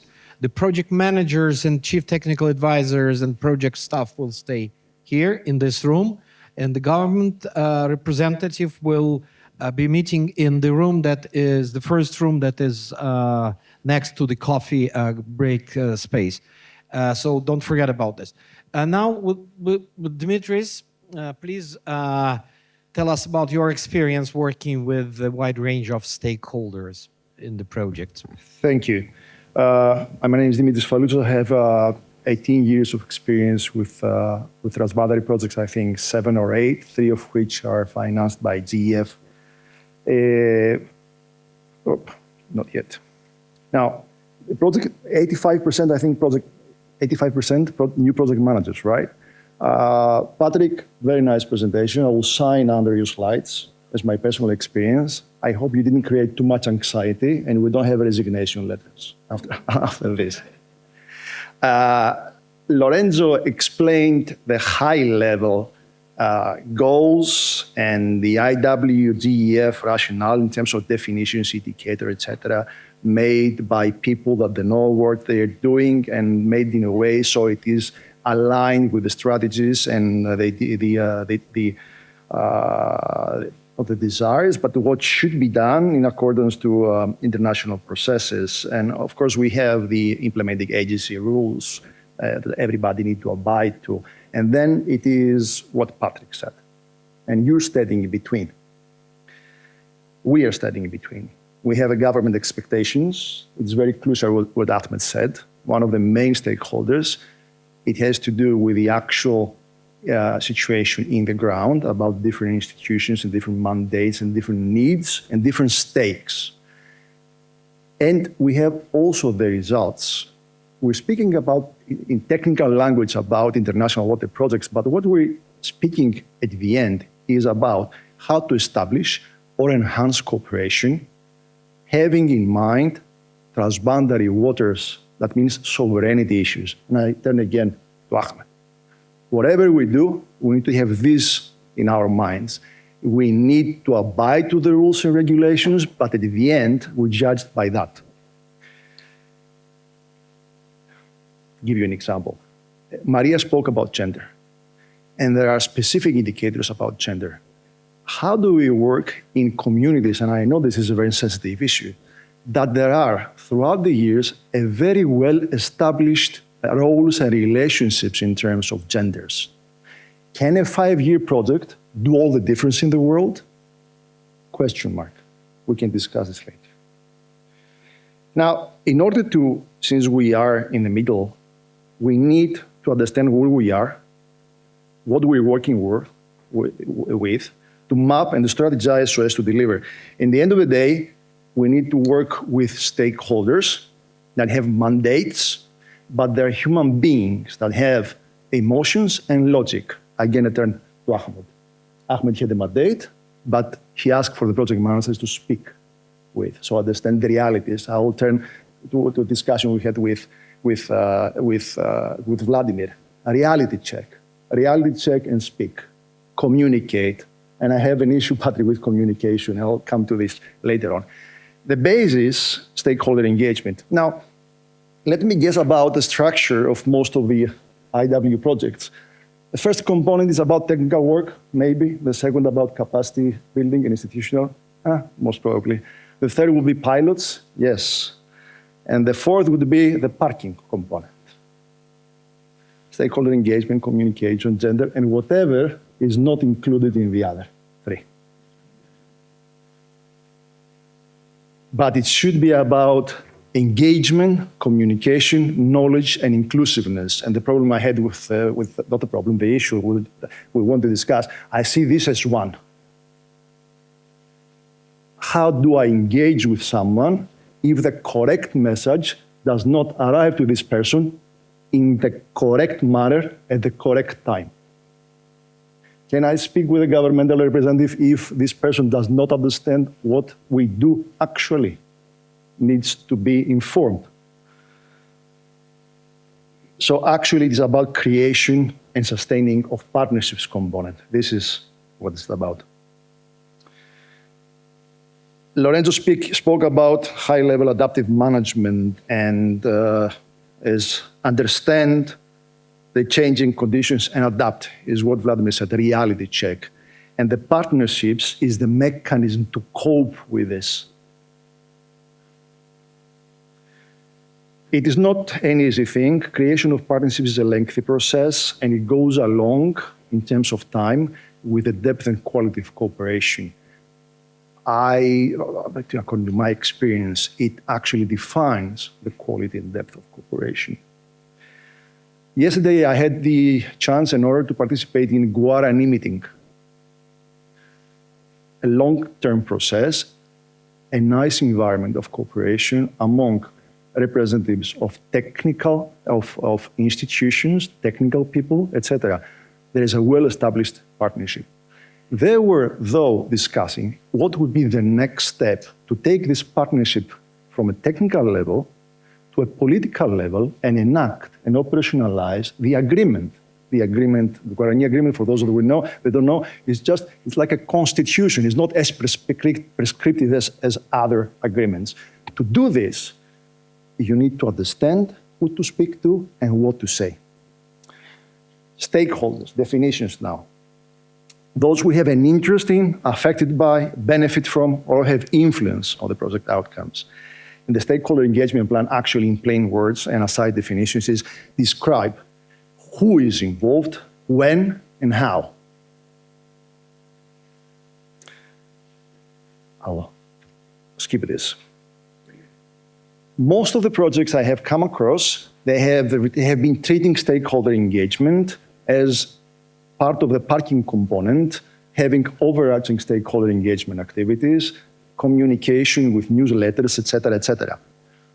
Is it about implementing the activities, or it is creating the conditions so as to achieve results and the sustaining of results? I argue for the second. If we have just project activities, then we deliver at the end, we check the boxes, and we create these linkages among the project components. For example, how the TDA, then the results will be explained to X political person, so we manage at the end to have the minister signing this up.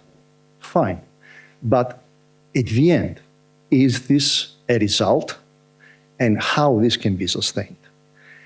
It is the multi-level non-linear linkages among the different stakeholders, the users, the institutions, etc., that one needs to understand so as to be able to say who, when, and how. Just a few slides. This is considered as one of the good practices. It's one of the UNDP projects. At the end, it should look like this. Under each output, to describe the means and activities, to describe who would be the key stakeholders, and in a Gantt chart later on, to say when exactly each one of these stakeholder engagement activities will take place. This is different than having a newsletter, and different than we have a Lorenzo, is your favorite word? Stake talking meeting, yes, that's how I call it. Yes, exactly. So it's beyond that. If one is to do the work in the proper way, some practice, the purpose of a stakeholder analysis and engagement plan. Of course, if we have an engagement plan, you need an analysis. Identification of stakeholders, the assessment of characteristic, prioritization, development of engagement strategies, fostering collaboration and partnerships, ensuring gender social inclusivity and equity, monitoring and evaluation of engagement activities. To analyze, to see who the stakeholders are, some, at least us, we use the DPS-IR, drivers, pressures, state, etc. You look into this, you see who is involved, you see who is affected, you have your stakeholders. Of course, you need some governance analysis as well. That's crucial. Also, one needs to look at the sectors that are affected positively or negatively by the project. Again, I use the word project, and I have in the back of my mind the discussions we're having with political leaderships in ministries. We speak about project, they speak about sovereignty issues. So each time we speak about project in this room, we have at the end of our minds the results. And I see Ahmed nodding because he has been wearing all hats. And this, we need to explain to the implementing agencies. By the way, don't be afraid from your regional advisor. After some, it's your ally. Explain, and you have an ally on how things need to be done. It's not the implementing agencies are not just there to implement the rules. It's there to assist on moving things ahead. That's a questionnaire that one could use so as a validation method about which stakeholders are out there and what are they about. Types of stakeholders. This is just an example. Depending on the project, depending on the process, the types may change. I will not go through this. This is how stakeholder analysis look like. We have decided to do an analysis in terms of which primary, secondary, it depends on whether it's within the project or outside the project, importance, interest, influence, action, etc. And why to do all those things that at the end look like this. You have the stakeholders, you describe what is it about, and you have all those characteristics. And why doing this? You have agreed, or at least importance and influence. And then you categorize. Those, for example, that have low, high influence and low interest, you want to do communication activities, don't you? Because you want to have them there. You need to see whether they're against or not. So you choose those activities depending on the combination of their characteristics. And this is the basis to design your engagement strategy, but Patrick, I would argue also your communication strategy. Again, the TDA. Let's say that there's a huge issue in a basin or in source-to-sea system. I like this because it's part of what we will be discussing. That has to do with diffuse pollution. Do you communicate the same way this issue to the people from the Ministry of Environment and the farmers associations? No. To the Farmers Association, you'll argue that if they reduce fertilizers, they will reduce costs. That's what they care about, and food security. In the Ministry of Environment, you would argue that you need to support actions so as to reduce pollution. This knowledge helps you build the communication messages so as to have alliances and partnerships that you will enable to have results. This comes from the dream. If one cannot do all those things, then at least I would say work with any kind of commission, committee, a group, the project steering committee, a group that has the legitimacy and underline, and this is where the implementing agencies and the project managers should work closely. The project steering committee, there are rules and regulations in the implementing agencies. There is a very good reason for that, but this sometimes conflict with the reality. Who sits in the steering committee does not necessarily have the mandate to speak on behalf of the governments. A reality check again. There's no easy solution for that, but they need to be informed in each and every step. If it is possible, work with those people throughout the year, not during the steering committee meetings. Do not surprise them. On the other hand, I would agree with Patrick, we should not go with terms of references in the steering committees. No way. You may create other groups to check with terms of reference, at least for the important ones that you want to have. For the DA, have a group established where you work with those people, tap in their knowledge, gain their trust, because they need to understand you work for them, so as at the end, if something, If something goes wrong, you say, you know what, you have approved that. If it goes well, then it's their product as well. TDA, SAP, the thematic reports, validation meetings, et cetera, I just spoke about that. In the end, the strategic action program. The way we have, this is how it looks, what we did in the dream. For 1 year, we were a moving circus. Focus group meetings, meetings with the ministers, expert working groups, etc. Name it. Name it. Why? Trust. Why? Ticking the box, all sustaining results. What we also do was we had regional annual thematic roundtables, and we were going to at least 100. At the beginning, we were picking up the phone to speak to persons to come. Now, we rule people out. We have more than 150, 40 people each time participating, and we say this: the project serves a political process, which it is. After a point, if you have a trust and you have a partnership, it is. You slowly not using, I would suggest, don't use the word project after a while. It's a process. It's your process. And we go before the stakeholders and we say, this is our annual work plan. First of all, this is what we had presented the annual work plan the previous year, and we said, this is what we achieved, and this is what we're going to do. What do you think about it? Sometimes they think about something, sometimes they don't care about anything. But at the end of the day, we're standing before them in a transparent way, sustaining this practice. NGOs, we have given grants to NGOs to do things, whatever. After a point, you don't care very much about the quality of their products as long as they're able to mobilize the local communities. And the local communities, I mean, the users, are those that need to be part of the process, but this cannot be done in 5 years. Thank you.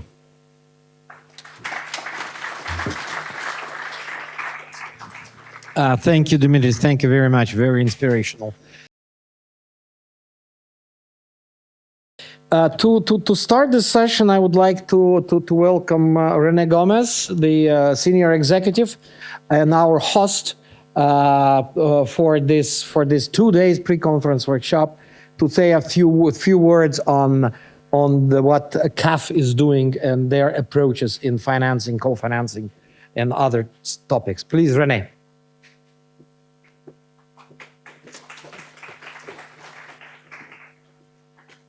Thank you, Alexander. Thank you very much. And let me recognize and congratulate all the speakers who've been this morning. Wonderful presentations, wonderful, sharing of outstanding experiences with projects that some of those most of us, we just heard of them and how successful, and looking at us landmarks, and thank you very much. Thank you, Alexander, for passing me the word. And let me try, as civil engineer, try to build a bridge between the sessions this morning. With regards of the stakeholder participation and stakeholder management, towards financing. That is going to be the topic for the next three speakers.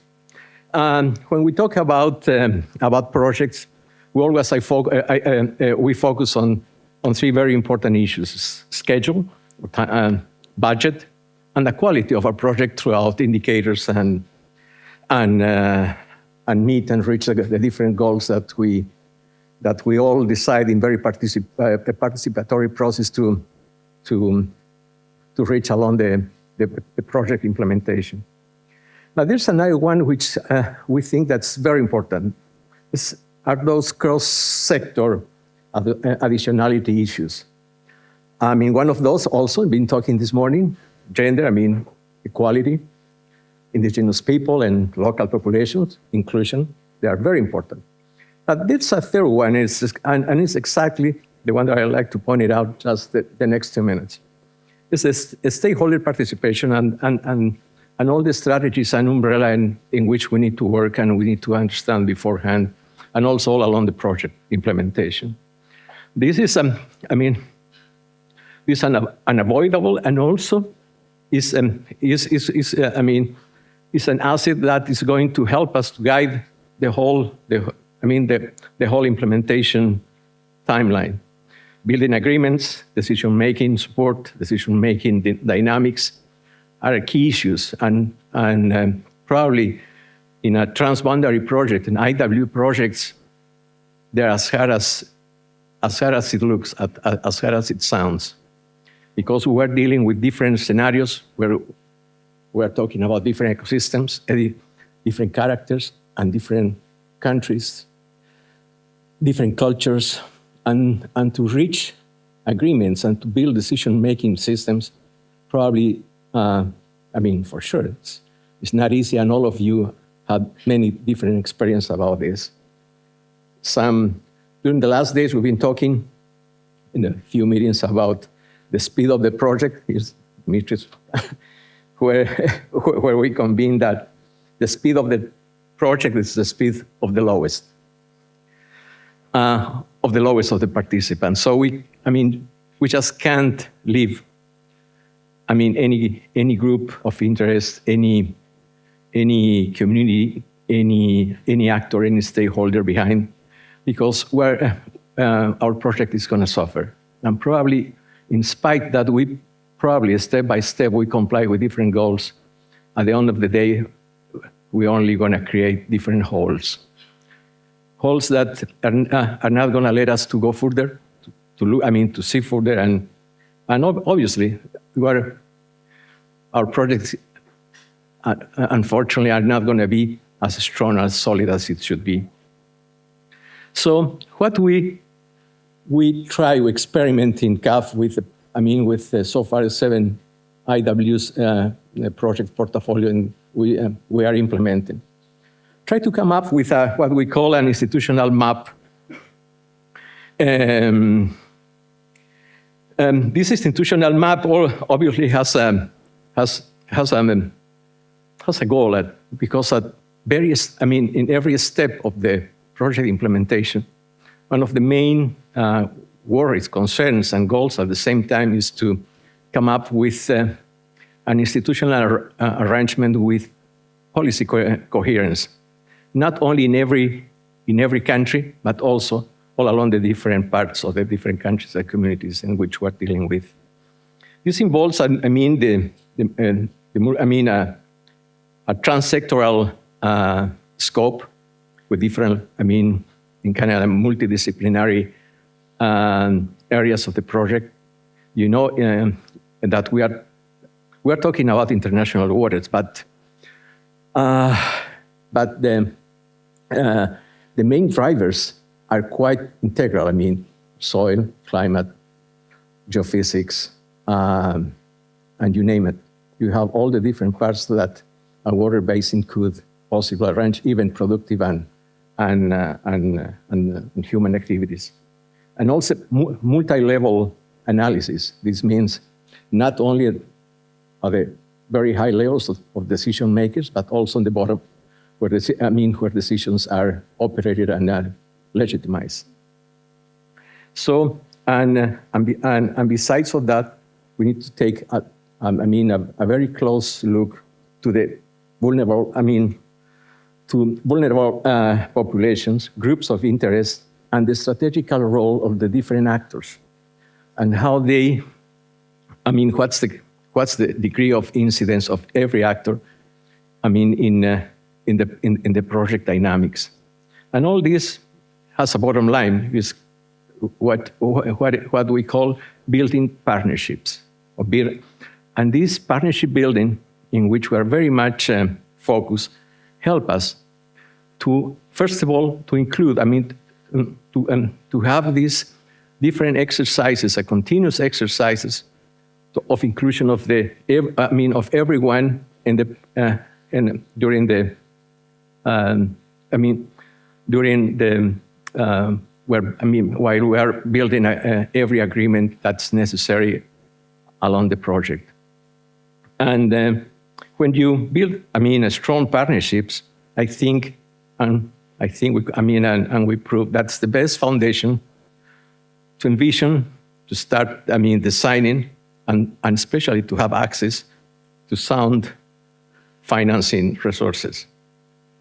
And this is exactly what the next three speakers, my three colleagues, are going to talk about it and are going to share with us their experience and recommendations. Thank you.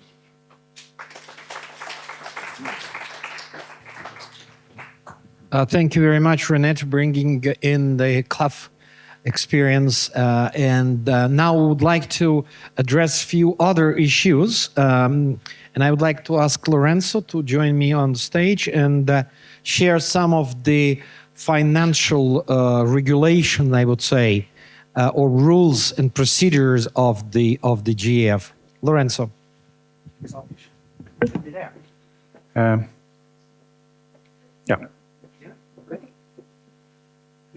You got this thing? Yeah, but how do you put it on the screen? Okay. So, good afternoon. I hope you had a nice lunch. And after the practical experience shared by CAF, especially as a regional development bank, I was chosen again to give you the boring part of the rules and books of the GEF. So here you have really few points summarizing the financial arrangements in GEF projects. These again are addressing, hopefully, some of the doubts you may have when you develop a new project. And then we will have the breakout groups where we can go a bit more in depth. First of all, the key principle in terms of financial is that the GEF IW funding, like the technical intervention, is built on incremental value. So the GEF grants should not be seen as the unique source of financing for what you are doing in your watershed, in your LMEs, or in your region. So that's why we say that the GEF Trust Fund is built, structured in a way to catalyze other sourcing of funding. And how we do track and report these other sources of funding is through the co-financing. Okay, no GEF Secretariat staff yet again in the room, so I can say that many times when we explain the co-financing principle to our partners, there is a bit of criticism. I mean, I heard, and I then adopted the term, somebody called the co-financing monopoly money. And sometimes we could have that feeling, but after a while you understand that co-financing is basically a way to put in the context what you are doing. So there is an intervention of GEF Secretariat to develop the strategic action program in the Caribbean large marine ecosystem. So what do you report with the co-financing? You report what is already happening. You report other initiatives, other projects, other strategies that are being developed, that are being executed in the same region, which have similar or which are moving towards the same objectives than the GEF investment. So this is the so-called incremental value in terms of funding. So because you are explaining with the project document that you do activities for the 5 million that the GEF Secretariat gave you, but on top of that, you have all this co-financing moving towards the same direction. And through the stakeholder engagement, you should have managed to engage with all these other projects and strategies and work together.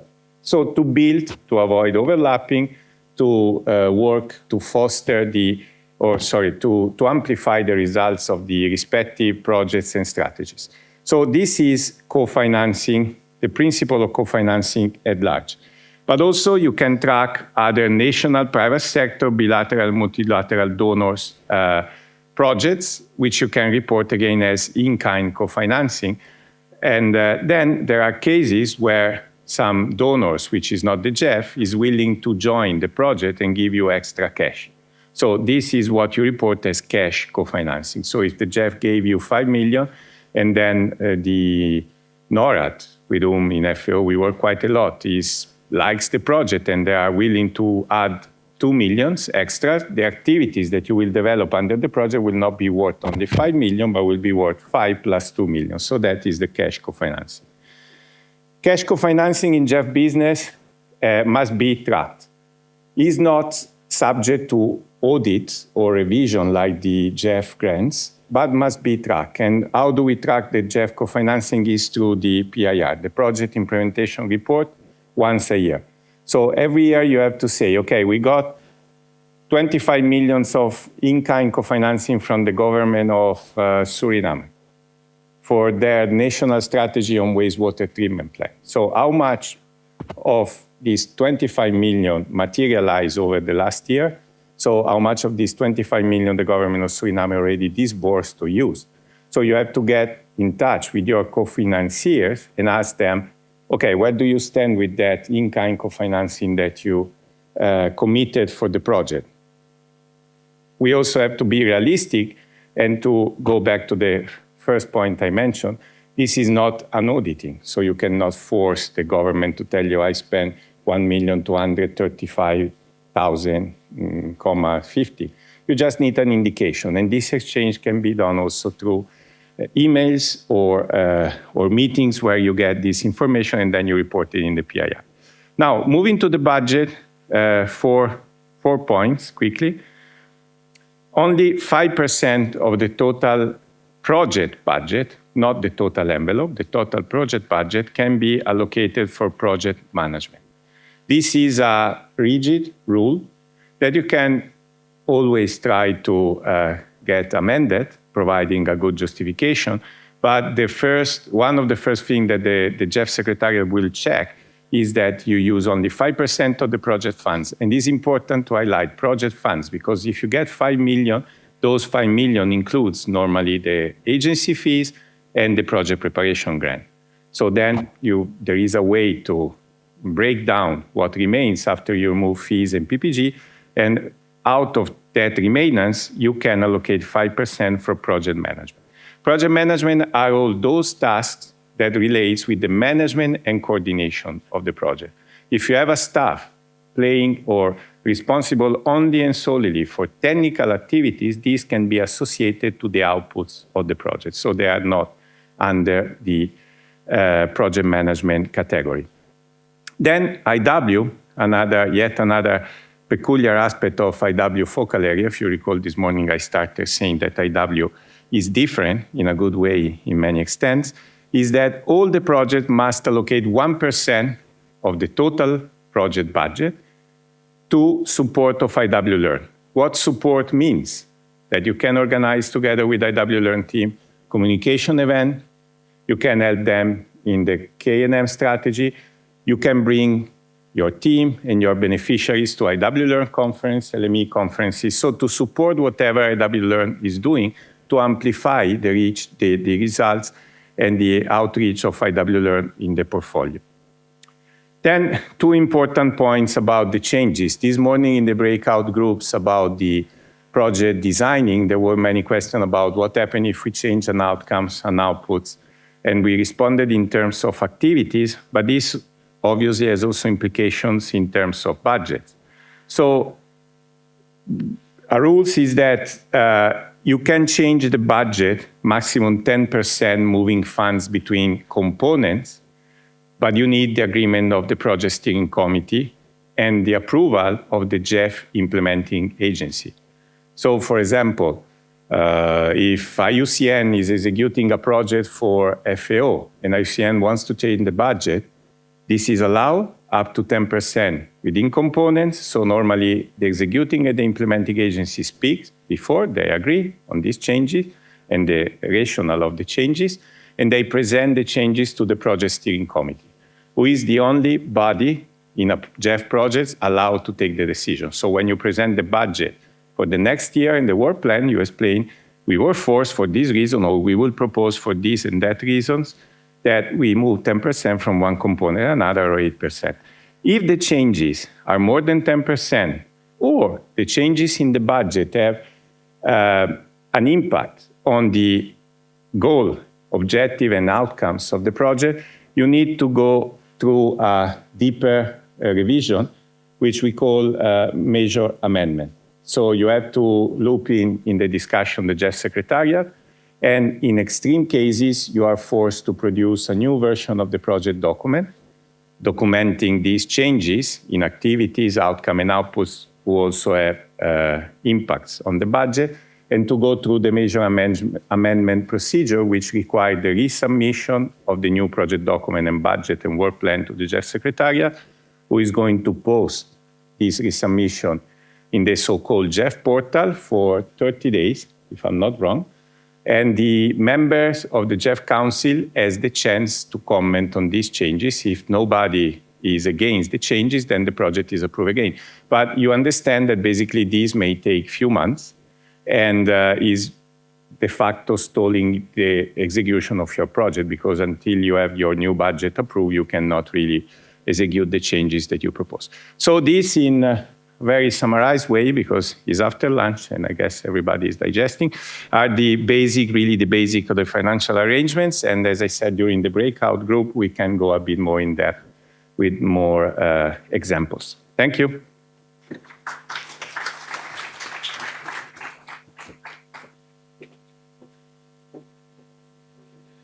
Okay, thank you very much, Lorenzo. Now we will be addressing another very important issue of the project implementation, and we will be talking about the monitoring and evaluation reporting. Somewhere you will see here mentioning of UNDP. It's just an example of how UNDP is addressing this. There are GF rules and each agency, implementing agency rules. So, of course, the rules of different GF implementing agencies are different. So you will need to adapt your monitoring and evaluation reporting to these rules. So, as already mentioned by Lorenzo, we have the GF requirements, the GF project implementation review or report. It's annual reporting. The GF results measurement tool regarding the core indicators, and we have GF midterm and terminal evaluations and reporting. So this is the mandatory tools. A lot of people are facing the situation of the project extensions. I frankly haven't seen a single project that was not extended at least for a few months. And this is because of different reasons. And my colleagues, Patrick and Dimitris, have explained the situation. When you are starting the project, sometimes, like in case of one of my projects, you already should have the midterm evaluation, and you're just starting the inception. So there are a lot of different reasons for this, and we are talking to the GF Secretariat and to the senior management of our own organization how to speed up these processes. There are too many. So, and of course, you need to understand that the no-cost extension is never a no-cost extension, because at least the time of people that are involved in this have to be counted, the agency staff. Extensions are only granted on the exceptional basis, and for this, you need to go through a very difficult, thorough process within your agency, but then you will have also to convince the GF Secretariat of this. And for this, you need a very strong justification that is required to show how the extension will lead to greater impact on the ground. And of course, only one extension is allowed by projects. In the previous phases of the GF, I remember projects that were extended 5-6 times. It's not allowed anymore. The project monitoring, it's a very important tool. That's helped to continuously measure the project impact and the project results. And for this, you need to ask the main question: is the project on track to reach its targets? And are you ready to indicate project progress towards outcome and objectives? So all of this is reported to the GF annually through the so-called PIR. What is project monitoring? For the project monitoring, your main tool is the project results framework, and you need to track the project progress by using the framework, results framework. The project implementation, the PIR again, the project implementation report, it's an annual exercise from June to June. It's mandatory for all the GEF projects. And it's why we're doing this, it's to monitor again the project implementation progress and provide a critical and accurate and transparent overview of the project level performances. The GF core indicators that are periodic monitoring on project progress towards a set of indicators which reflect GF strategic priorities. And we mentioned already, they were mentioned by Patrick in early presentations. There is a special guidelines on core indicators. You can find them easily on the GF website to learn more about these GF core indicators. The project midterm review is the mandatory exercise that is set to identify challenges and outline corrective actions to ensure project is on track and achieve results. This is an independent review. It's normally done by an independent evaluator or a firm that is hired by the implementing agency with support from the executing agency.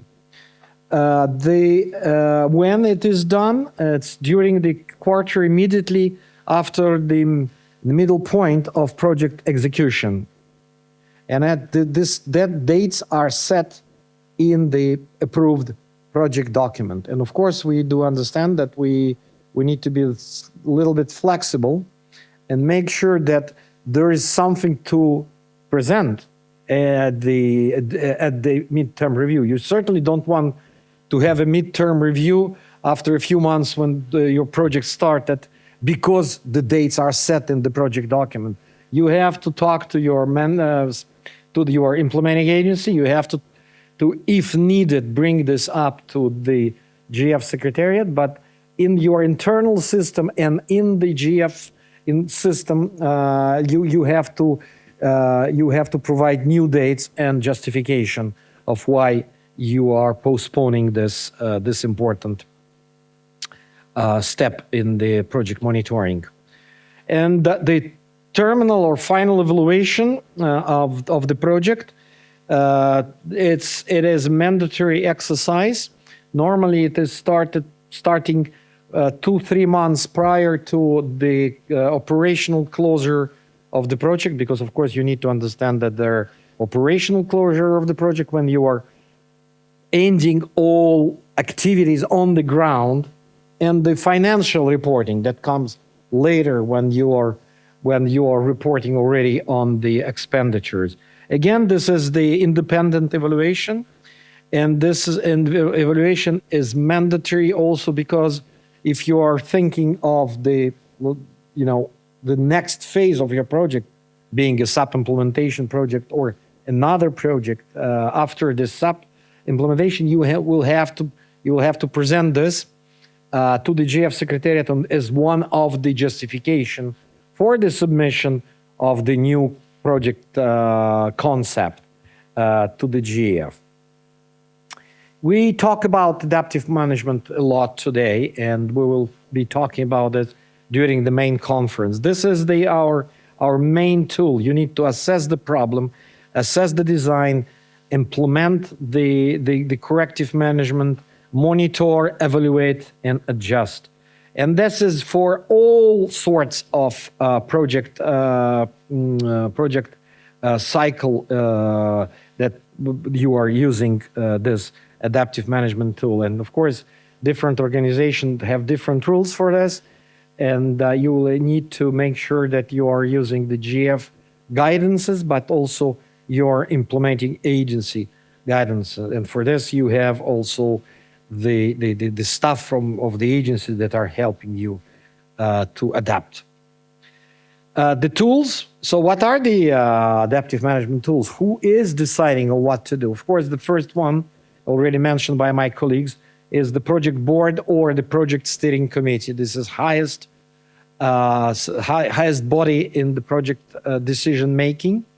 So everything that you as a project manager would like to change in comparison to the approved project document should go through the steering committee.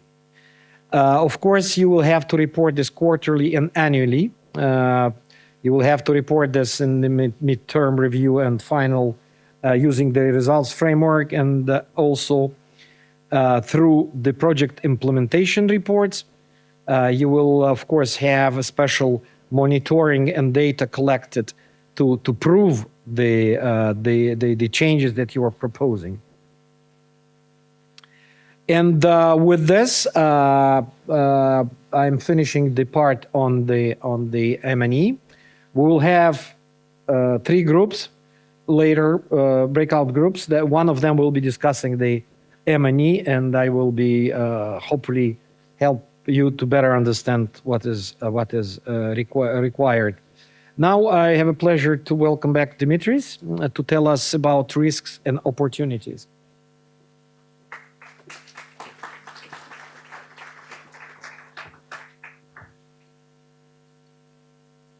Thank you, Vladimir. I will not say anything. I think Patrick has said everything. So I'll say more or less what Patrick has said in another way, more or less.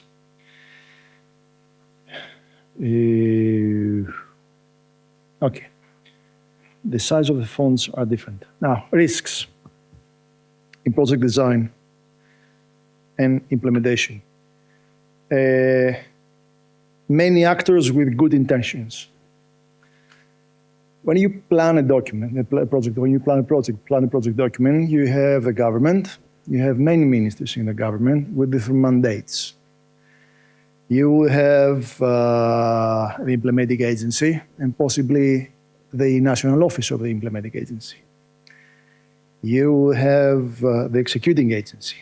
All of them are persons with roles, and they will have things that they need to safeguard within the project.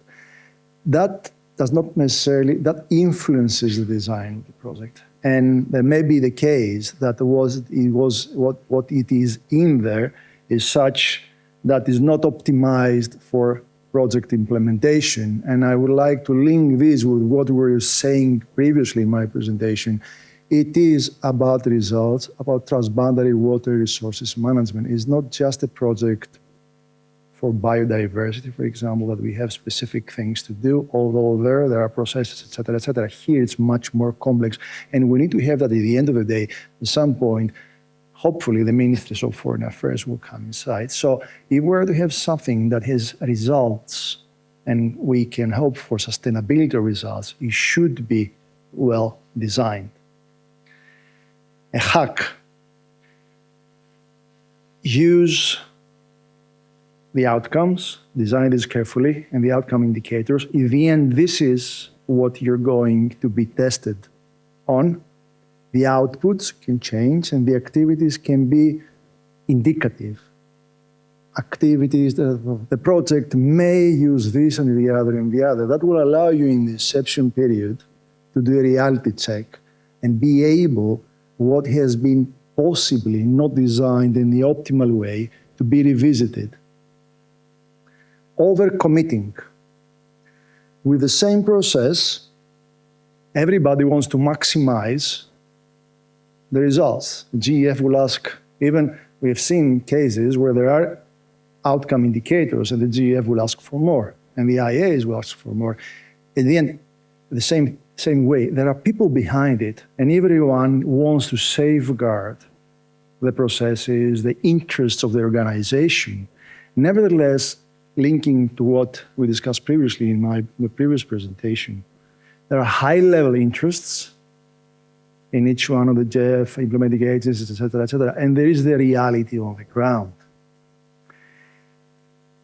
We cannot assume, and I was discussing with friends, and He told me, I'm having a new project. What's the price? What's the budget? It was like 10 years ago. So 5.5 million.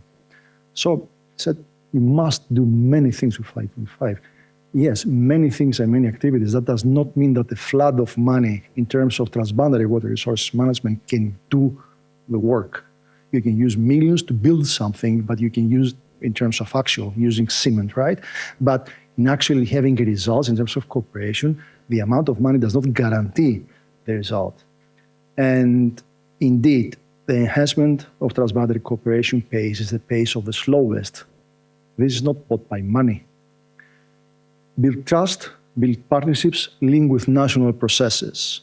And again, if it is overcommitment, use the inception period, use the steering committees, do reality check, speak with the IEAs and the government, and adjust. The big case is that different teams are engaged in the planning and in the implementation. When someone sits in an office in a capital and plans the project is one thing.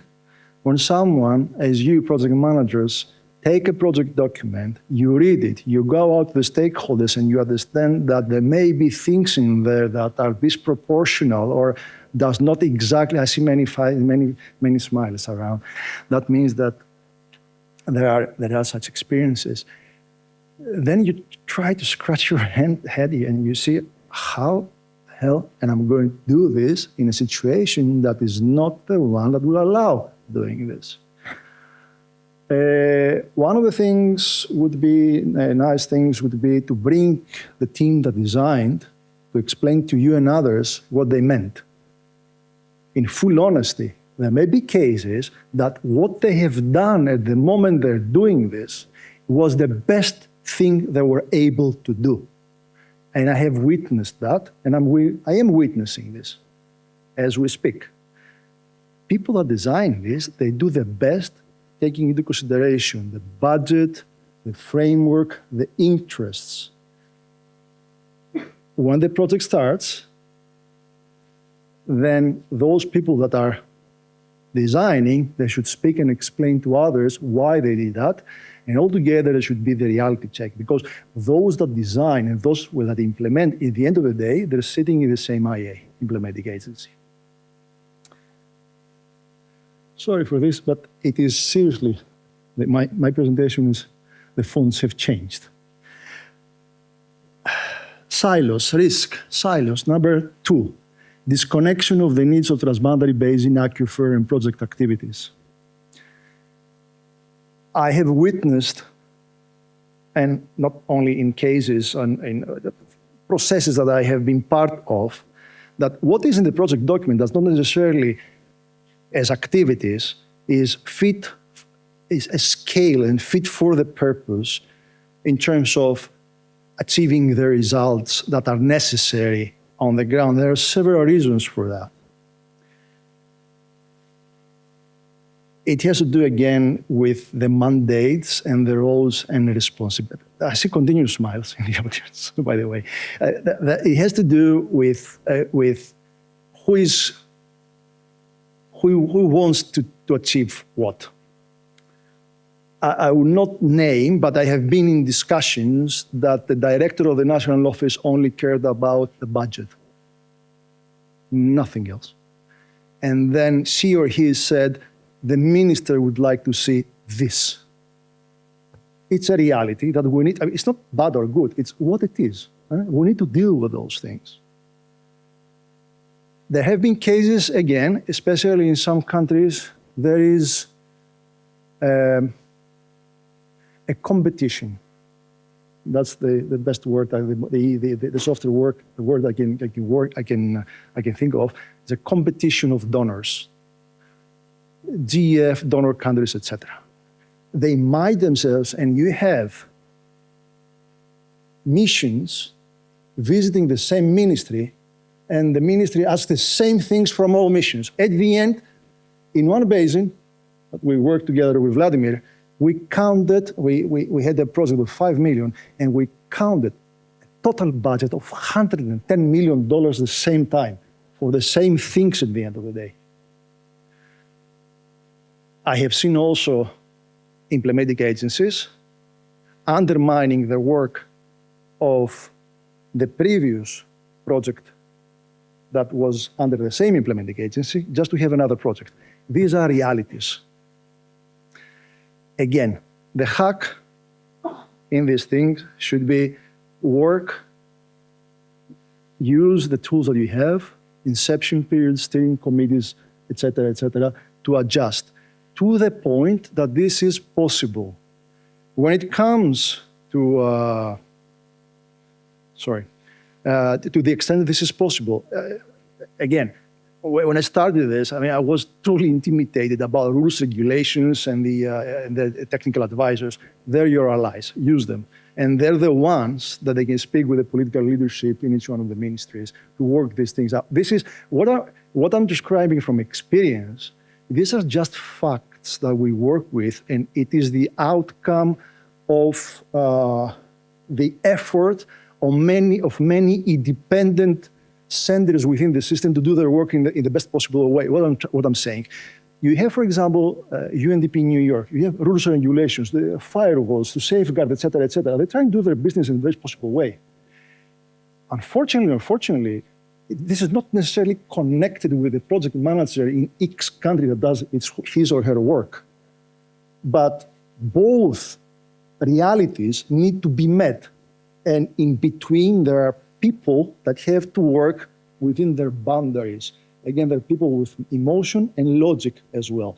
They know their work, we're all professionals, they need to work with each other.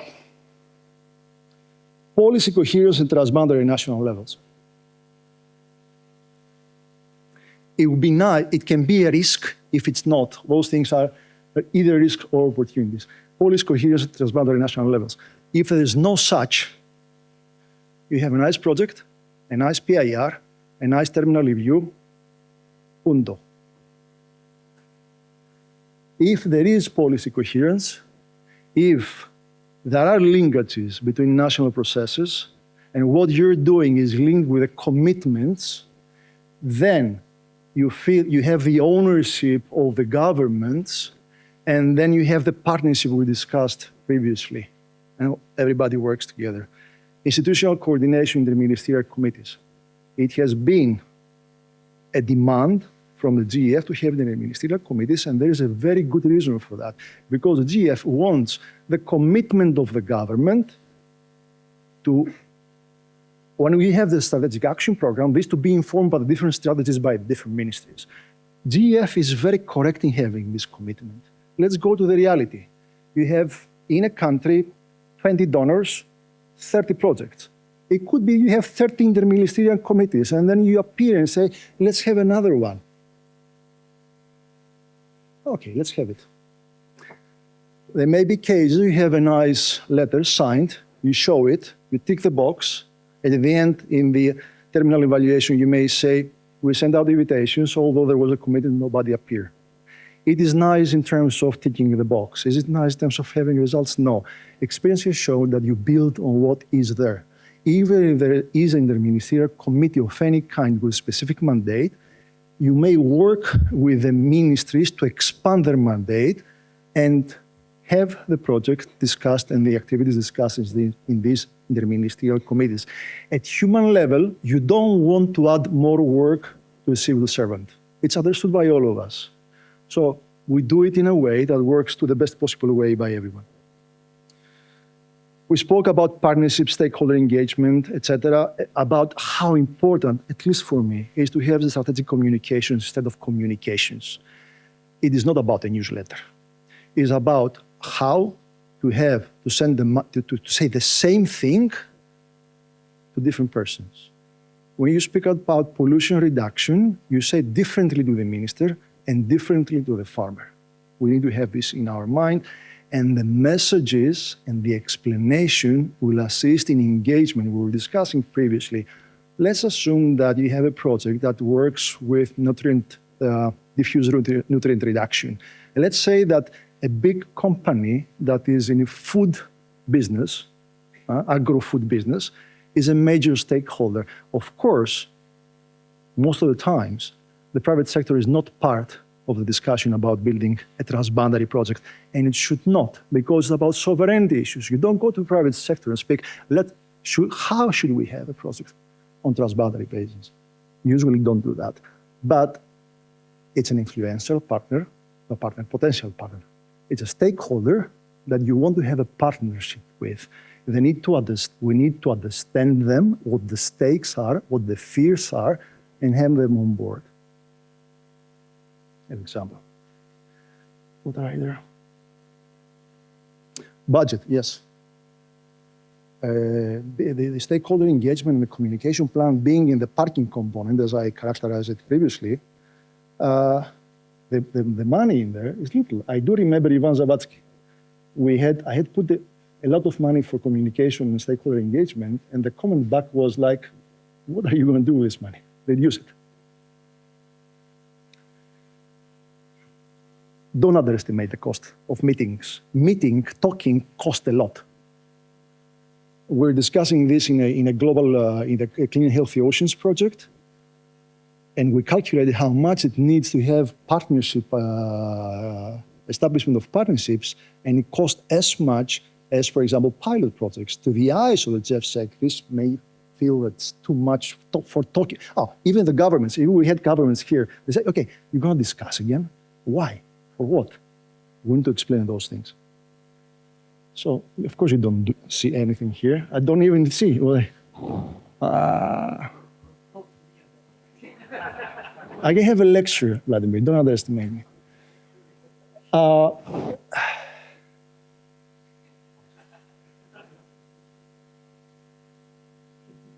Yes. I was speaking with a person that, Vladimir said this previously. I was speaking with a person that does develop projects, but does midterm evaluations, etc., and midterm evaluations. And he was telling me that most of the times I do midterm reviews for 10 months to 1 year.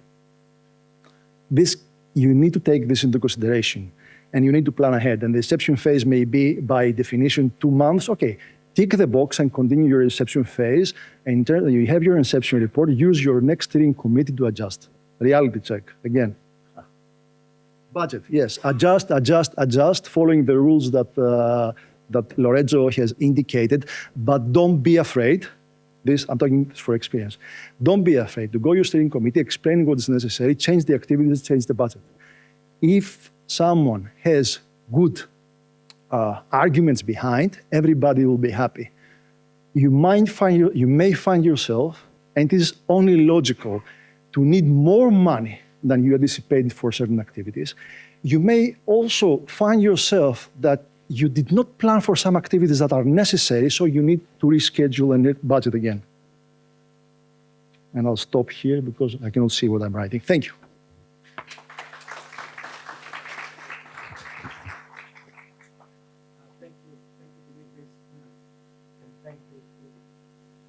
Oh, I think the mic is tired. Not me, I'm not. Okay, colleagues, so we have, this time we have 37 minutes for the breakout groups before the coffee break that will happen at 4 o'clock in the same place. So we are proposing 3 groups. One will be the M&E group right here, and myself and Patrick will answer your questions. I ask Patrick because I'm sure that there will be a lot of questions on M&E. It's one of the most important things. Risk group with Dimitris will be in that corner, and financial rules and you're changing place. Yeah, with Lorenzo will be in this corner. Okay, and then 4 o'clock we go for coffee, half an hour time for you to talk between peers, and 4:30 we are reconvening here for the wrap up and closing session and the fun exercise. I promise the quiz. Okay, so 1, 2, 3 groups. Any questions? No. Okay, let's do it. Good afternoon, colleagues. Please take your seats.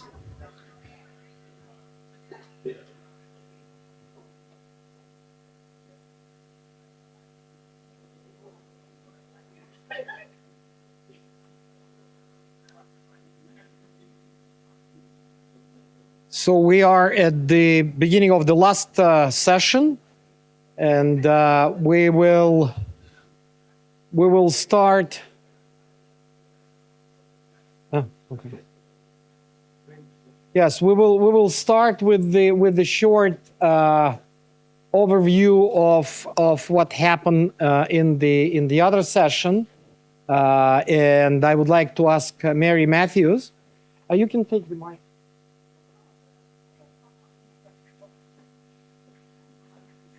Yeah.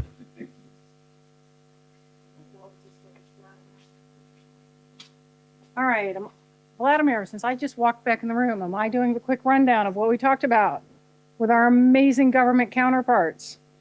All right, thank you all so much. Is everybody feeling a little more awake now that we've had some coffee? Nobody has jet lag? Nobody's feeling sleepy? Okay. Nobody's being on. Anybody who's here is not feeling jet lag. Okay. Ahmed and I had the privilege of having an in-depth conversation with 15 different representatives from governments. And I have to say, it was really a lot of fun to get to talk to these folks about the challenges they see. And honestly, that as a former project manager that I've encountered, but also how we can work better together. And we talked a lot about the political issues. How do you deal with the political issues when we're trying to do technical issues as well? Ministry of Foreign Affairs getting involved. One of the things that came up that was very important is that we need to be sure, and Ahmed confessed, that in the project preparation phase, government officials often don't have the time to read through these huge PIFs and project documents and everything, to the point they look at the budget, the agencies that are going to be involved, and they look at how much is being spent over what time period. That's what, as a government official, they have to look at first, and they often miss a lot of the details. One suggestion that came up was to have a short technical bulleted summary that can be shared with the government officials, both the focal points for the project, but then also the JEF OFPs and often, honestly, the ministries of foreign affairs. So it's got to be non-technical, but we'll summarize what will happen. And to have the government officials involved in the project preparation, to having feedback in that preparation so that when the project finally does get through all the approval process, and Patrick did a great job of explaining that very complicated approval process to us, that we actually can see that their inputs have been included in this and that the government priorities are actually reflected into that. We talked about the institutional arrangements for implementing agencies.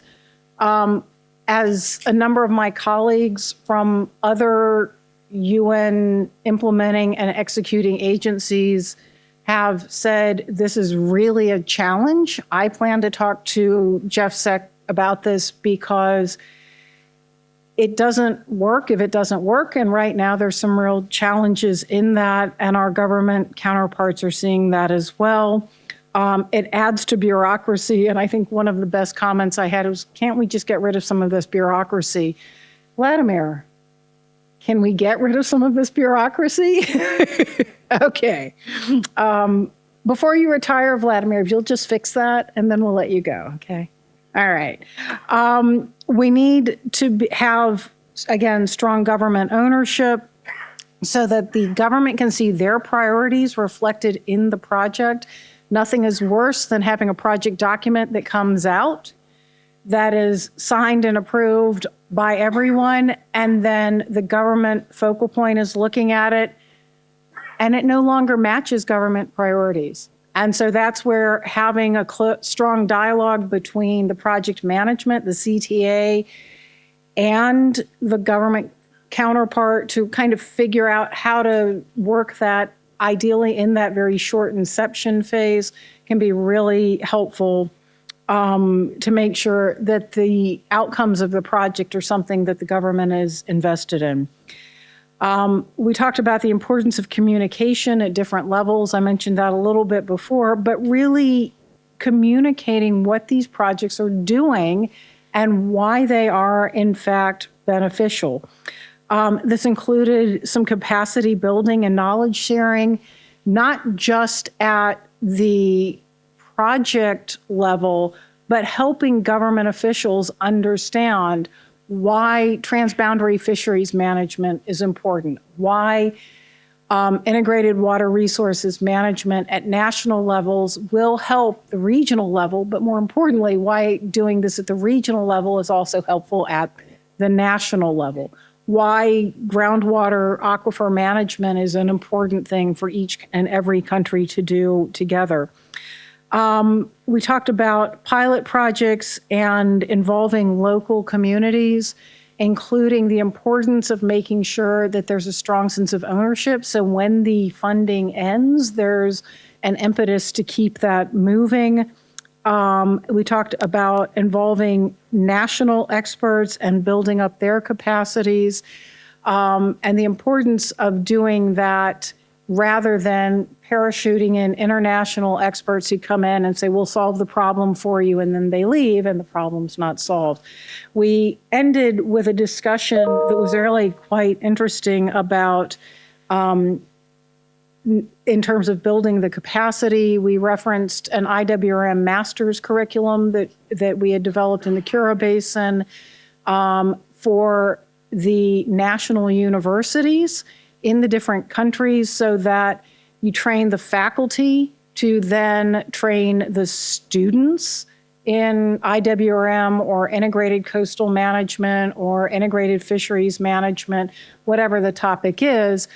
And then you end up teaching the students and graduate students who become the feeders for these institutions. The advantage is you're training them in the same way, so it's a common curriculum taught in national languages, so you don't have students going abroad and then not coming back. And those are the people who feed into the NGOs, the projects, the government positions, and that capacity, and they become the future decision makers. We talked a little bit more about some stuff that UNDP is doing, because UNDP. But we really had a great conversation. I really want to thank Ahmed for being open and honest about the challenges of being a government official on a Jeff IW project. And I really want to thank everybody who joined us from Indonesia and Brazil and Argentina and Uruguay and all over. I don't have the whole list of countries, but you guys were awesome, and I look forward to talking with you more and encourage you all to talk to each other a lot more while you're here. And that's what we've got, because my voice is gone. Vladimir, back over to you. Thank you.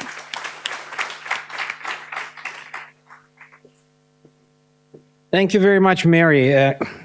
Yeah, it's amazing the variety of topics that you covered, and you know, the excitement you had at your meeting. You know, we here as a project manager, we were talking about monitoring, evaluation, risk management, you know, financial rules and regulations of the GF. So it was not so, you know, attractive compared to what you were describing and discussing. So, but thank you very much. And in return, I would like to thank all the project managers, CTAs, project deputies for the great contribution, fantastic questions to the experts group. Speaking about the questions, now we have an open mic. So we have a few minutes for you to ask any question you might have to the experts that were on the stage, or to anybody who would be able to answer a question. I hope it will be not very difficult, because after this, I will be asking you questions, and that will be difficult. So with this, please, audience, the floor is yours, and please ask questions either to a specific experts or just generic question that we will try to answer. Nobody? No, you are not allowed. Sorry. You had your time. Yes, please. Mike. Let me have a mic. Mike. All right. I'm going to help Vladimir out here because that's what I do. If you have a question about something and you're like, I don't want to ask because it's kind of a stupid question, let's start with this rule. There are no stupid questions, because if there's something you're not clear about that we can help you with and you don't ask, one, we don't know what you don't know and we can't help you with it. And two, I guarantee if something is not clear to you, there's somebody else in this room who's wondering the same thing. And so you're not only helping us to be better experts and supporters to you guys, you're also helping somebody else in the room who doesn't understand what it is that you also don't understand. The no stupid questions rule. Back to you, Vladimir. Wow, thank you very much. Now I'm lost. But yes, please, again. Question over there? Okay, question over there. Hello. My question is like a comment. Maybe you can, for any of the speakers from today or other from the audience, you were pointing out a little bit on the continuous of some projects. Once the project is finished, then what happened and how to cope with that. Can you share some good experience on that? Do you have, I hope that yes, in which the project that has been developed then is developed by a national institution or a regional institution, or there is a second project that helps on the same direction? That's my question. Yes, thank you. You want to answer, Mary? Yes, please go ahead. I'm going to answer a question because Ahmed is falling asleep. I'm going to answer on his behalf. One of the biggest challenges is when projects end and you've got this big gap and there's not the continuity and staff go away and so forth. That's not the way it should be, and that's not what we want. I think one of my favorite examples of a really good project is one that was actually, it was KFW, not Jeff, right, Ahmed? Where, Danita, okay, Danita, where what they did is they started the project and it was intended to build capacity over a 10-year period. Let me just pretend I know what I'm talking about. So it was over a 10-year period. And the first year, 100% international management, but they had all the national staff. Second year, it was 80% international management and 20% management by national staff. The next year, 60%, 40, 40, 60, and so forth. And it phased out so that by the end of the project, it was already 100% nationally managed, owned, done, and the government was engaged in the financing of it.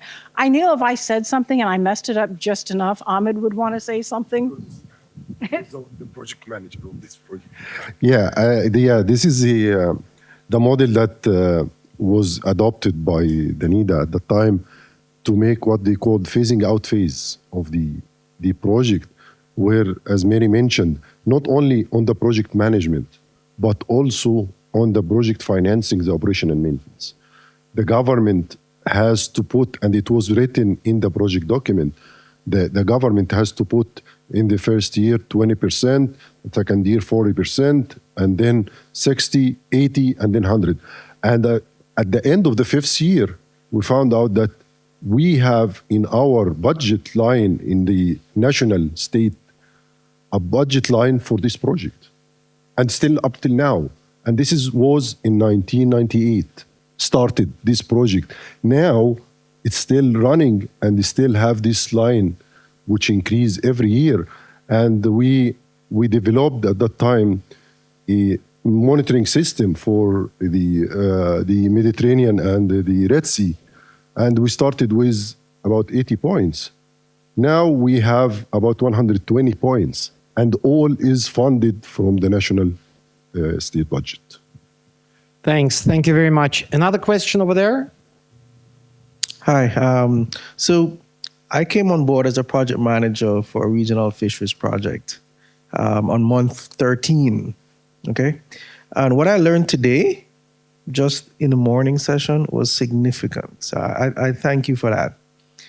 My question is there a mechanism already existing where project managers for these kinds of projects get this kind of training at the start or periodically? Because I benefited so much from those intricacies that you can't just pick up the product and read those things and get it.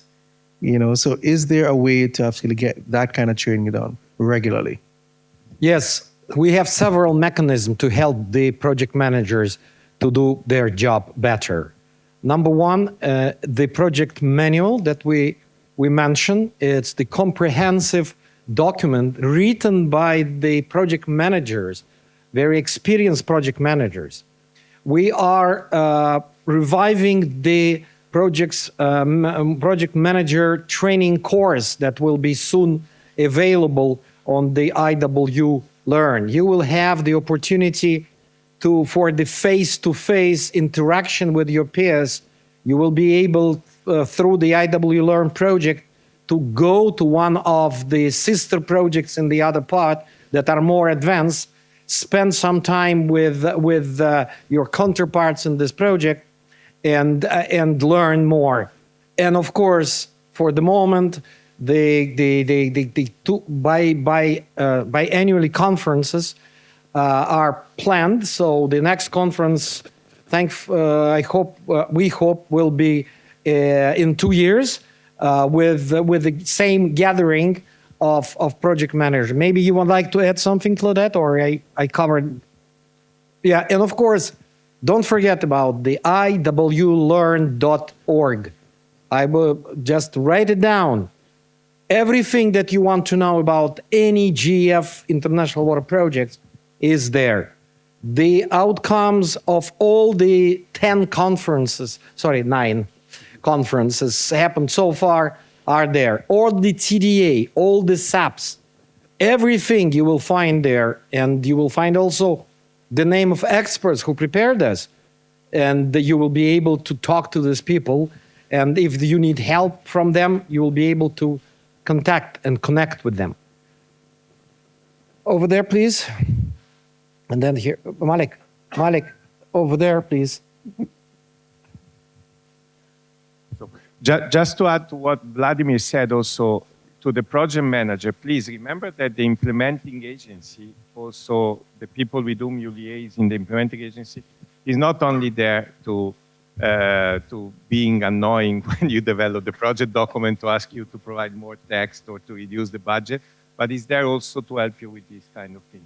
So normally implementing agency staff should know the rules of JEF, should know how to advocate for one exception if you need one for the project extension or some changing in the budget. So that is also an important role. But back to IW Learn, that is your page. In IW Learn, you have so many information. You want an example of a TDA in a large marine ecosystem, you have many. In a watershed, you have many. So it's really, really a web page that you should, all of us working with the JEF IW should use often. Thank you, Lorenz. I think there was a question there. Yeah.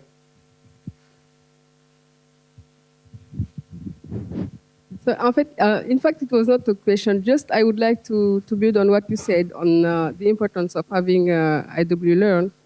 I would like to say, as a project manager, I think we need to think how to make sure that IW Learn will be a continuous project, not having this interruption between some phases. Because I think for most of us, it's the first time we meet, because I think there's all these previous years.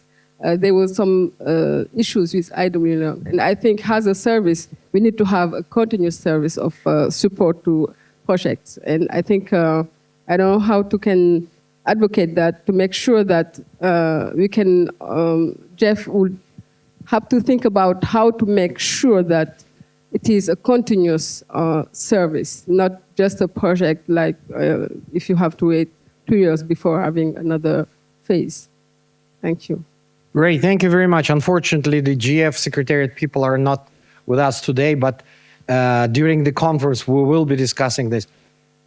This project is, IW Learn project is more than 20 years old. And from the very beginning, we were trying to convince the GF Secretariat and the senior management that this should be a process. But because of the funding mechanism of GF going through phases and the replenishment, it's not possible to put money in this beyond the current GF cycle. So, but we are trying to convince. And by the way, you need to know that this is the unique mechanism. Only International Waters Focal Area has this fantastic mechanism. None of the other focal areas have this. And of course, the IW Learn team that you all know is ready, standing ready to help with anything you might need. Please write to them. If you don't find something on the website, please write to them. They are here to help you. And of course, what Lorenzo said is absolutely true for all the GF implementing agencies. We all have staff, technical advisor, technical specialists that are responsible for your projects. And please ask questions to them as well. We had a question there, please. Yep.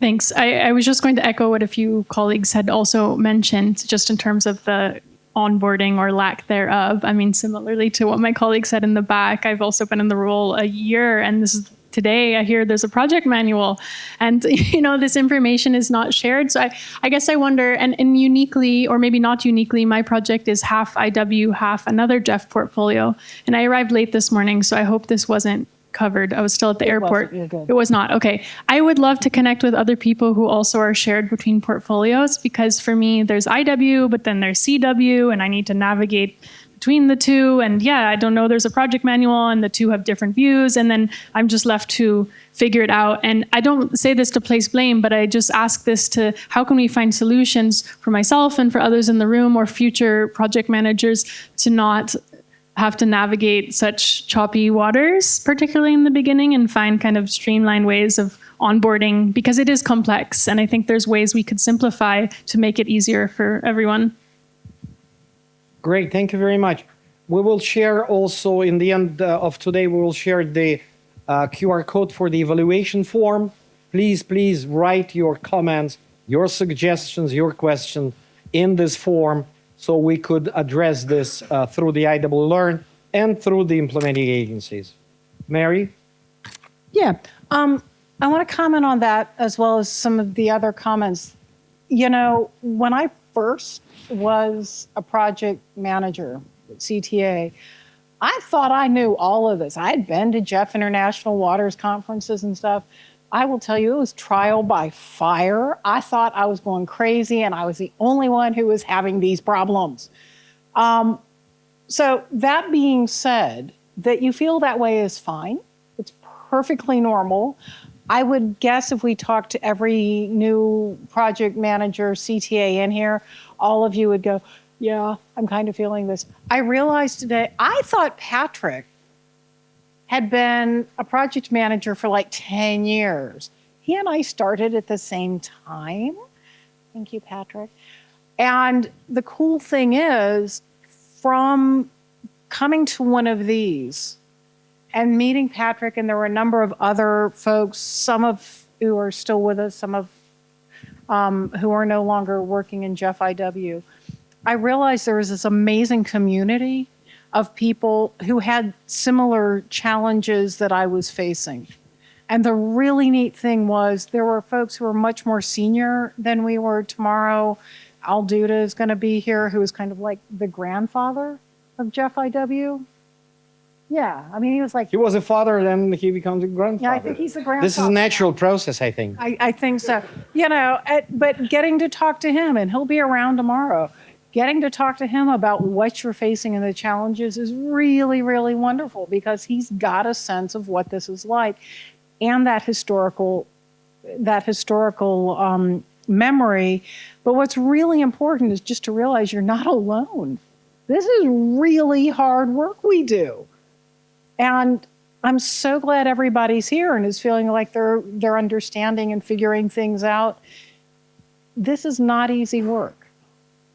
It is not, it's not something, it doesn't, there is a manual, but the manual doesn't have the answers to all the questions, and different agencies have different rules and requirements and expectations, and it's a lot. But just know that the relationships you make here are the ones you will keep for the rest of your professional life. Honestly, we talk about Ahmed. Ahmed and I met at a Jeff IW conference in 2007 and figured out, how to work together for years. It's really a positive thing. I mean, I've known Vladimir since we were both in high school or so. It's a really wonderful community, and I'm so glad you're part of it. So thank you. Yeah, so you are not alone. You are not alone. Don't worry. Okay, another question before we... Yes, please. Thank you. First of all, I'd like to thank the experts for all their inputs. I learned a lot today. The project I'm working with has recently initiated an updating of the TDA and the SAP. The first TDA was, I think, done early 2000, if I'm not mistaken, 2002. And then the SAP was signed in 2008. So as per approved product, we're supposed to update the TDA and the SAP. So that's already starting. My question is, what are the chances of Jeff funding the updated SAP? And is there a way that the project can tweak the SAP so that Jeff will continue to be interested and beg us to take their money to to implement the updated SAP? Thank you.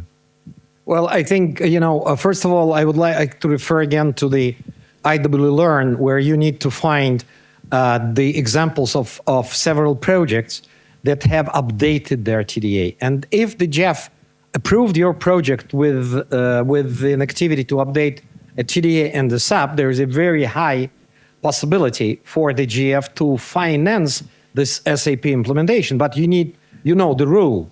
If the SAP is not signed on the highest possible level and endorsed by all the countries, there is no follow-up project.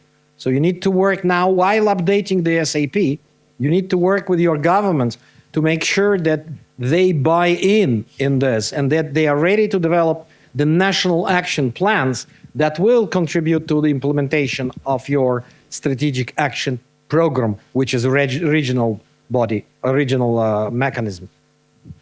Yes, please. Thank you so much. Jeff has a lot of projects in the African continent. My suggestion is, if it is possible, if Jeff can organize, for instance, for West African area, a webinar to discuss about some common issues we are facing. Why not? It is well interesting, to progress to our project, because in IW you have some common challenges to face. I think it should be really a good exercise, really, to go forward about some challenges. I don't know if it's possible by webinar. Great, thank you very much. One of the responsibilities of the IW Learn project is to organize regional and sub-regional workshops, bringing together, as you are suggesting. So we have this in the project document. We already organized few of them. We'll continue through the time life of this project to organize workshops in different regions. So yeah, thank you very much. But we have this in the plan. Another question over there, please.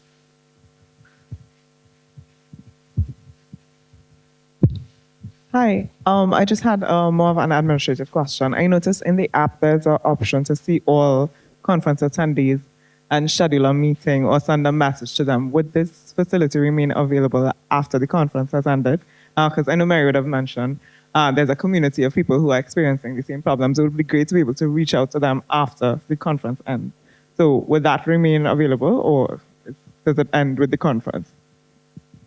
Are you talking about the contacts detail of experts or the list of all the meetings? Yeah, so there's in the event app, there's a list of attendees, and you can actually message them through the app or schedule a meeting through the app. Well, in the app, do you have the app? Yeah. In the app, there is a list of all the participants, their names and affiliation.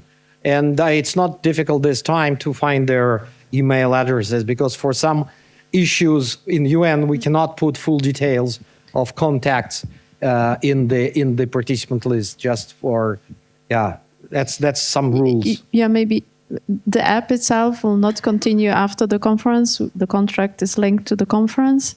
But on the IW Learn, there is a page that says people. Okay. And we would be very happy to update this list, which needs updating, with the new contacts that will be collected through the app. Okay, all right, thank you. Thank you very much. I don't see any other hand. Oh, yes, please.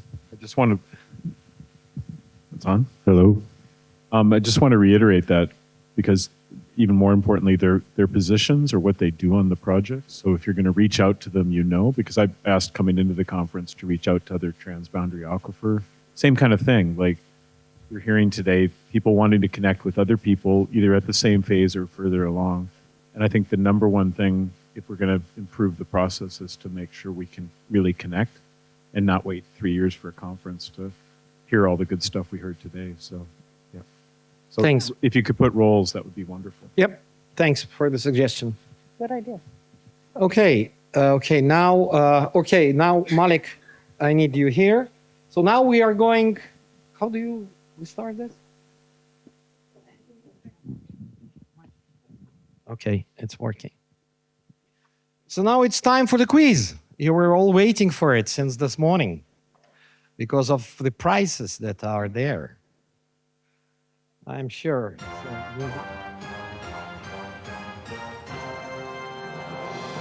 So who wants to be the result-based manager, the best?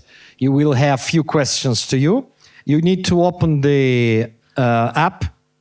We need the Slido. We need the Slido. No, what? The code.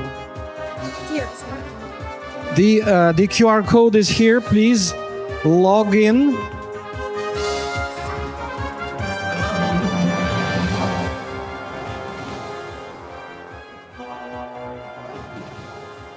Okay, so let's go through the first question, which is, when is the midterm evaluation is generally conducted? During the quarter immediately after the midterm point of project, when the project reaches halfway through execution, wherever the project has disbursed 50% of its budget, or it's up to the project manager to decide. So please vote. Wait. Music? Yes. Okay, yeah. Let's wait for more people to join the app.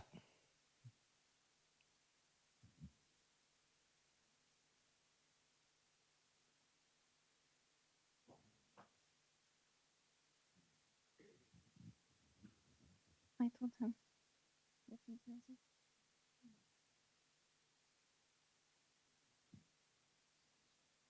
Mm-hmm.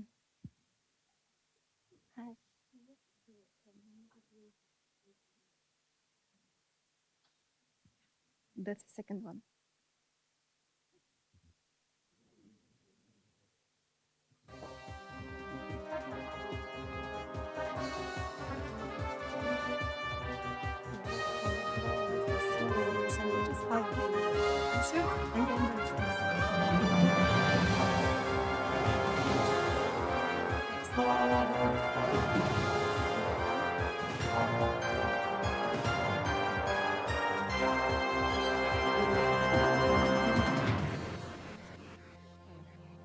This is the result.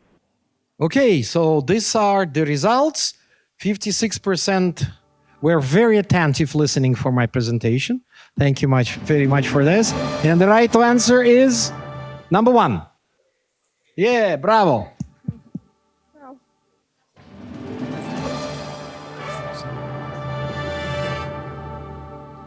Okay, the next question, what is the maximum percentage of the total budget that can be associated with the project management? 2, 5, 10, or 7? It was in Lorenzo's presentation.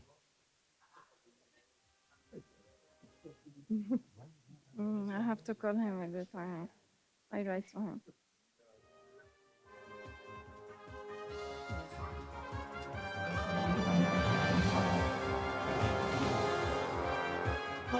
Whoa, bravo. Amazing, amazing. And the right answer is 5%. Next question, please. Which of the following is not a GFIW strategic objective?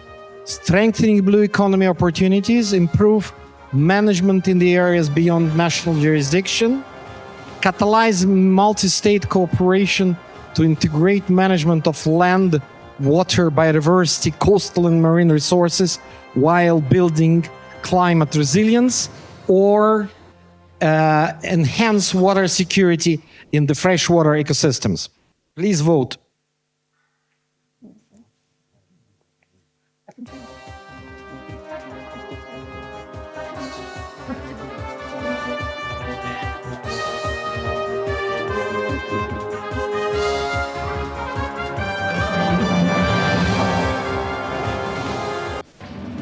Yes, you are good. You're so good. It's incredible.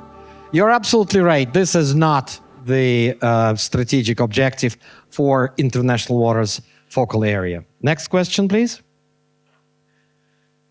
That it should be, I said at least what percentage of their budget can be associated to the IW Learn? This is very important because IW Learn, a mechanism that we described today, is helping all the projects. So each project has to have a percentage of the budget for the activity. To come to this conference, you have to use the budget that you have there. If you don't build this in the project budget, you don't have money to come to these conferences. And the right end, so the... No, wait, let them wait in music.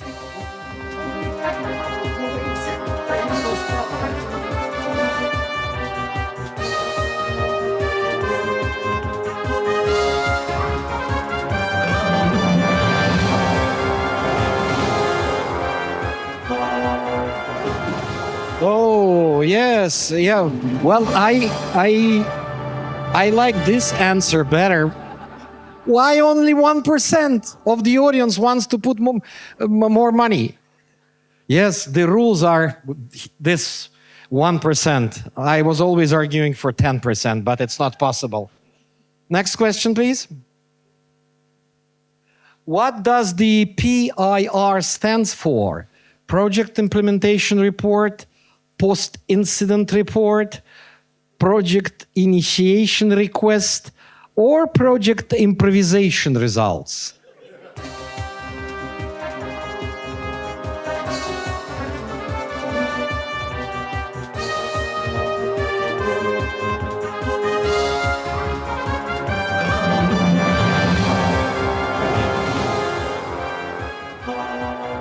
Yeah, very good, very good. 96%. This is correct. And remember, you have it annually from June to June. Yeah, you don't report anything before June and after 1st of July. And this is mandatory reporting, one of the mandatory reporting of the GF. Next, please. Oh, this is a difficult question, so I will not even read this. You need to choose one, the correct answer, what IW Learn stands for.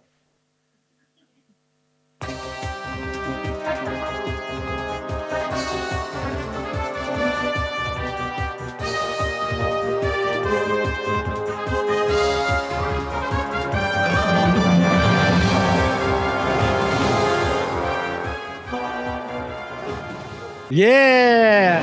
Wow, congratulations, 100%. Next question, please. Which of the following is not a preferred competency of the GFIW project manager? Diplomatic skills, impatience and intolerance, team building skills, or strong technical background?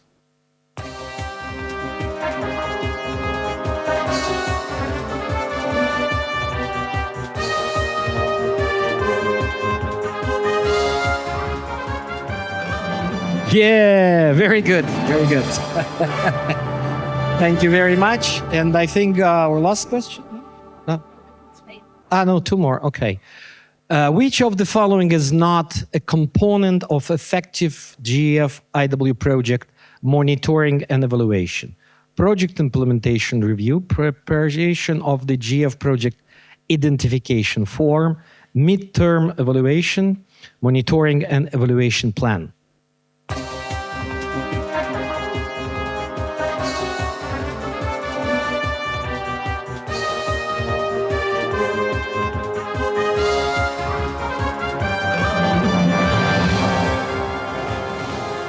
And the correct answer is there.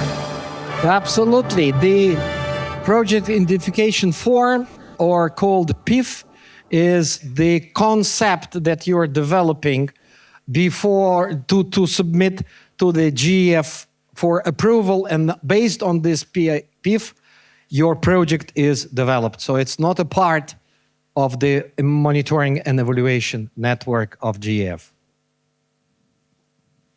Okay, our last question. No, not last question. Again, why am I asking the last question? Which of the following is not a GF agency? And you know that we now have the, I think, 18 GF agency. We didn't want to list them all. Just an example here. Which one is not a GF or not yet a GF? They are dealing with important issues, but not really with the international waters.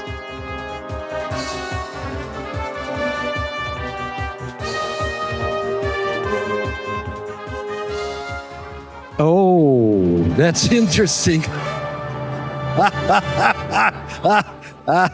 This is a provocation, I think. We are here because CAF is an implementing agency of the GF and hosting us. Rene, your presentation was not very clear. Anyway, yes, UNICEF is not the implementing agency of the GF, but CAF is.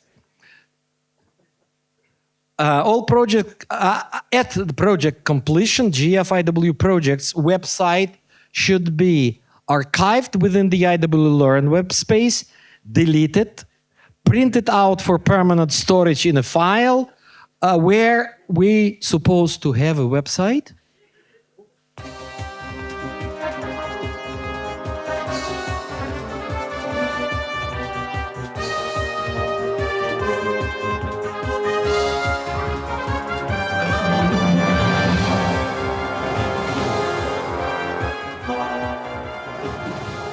And the correct answer is yes, definitely. That's wrong.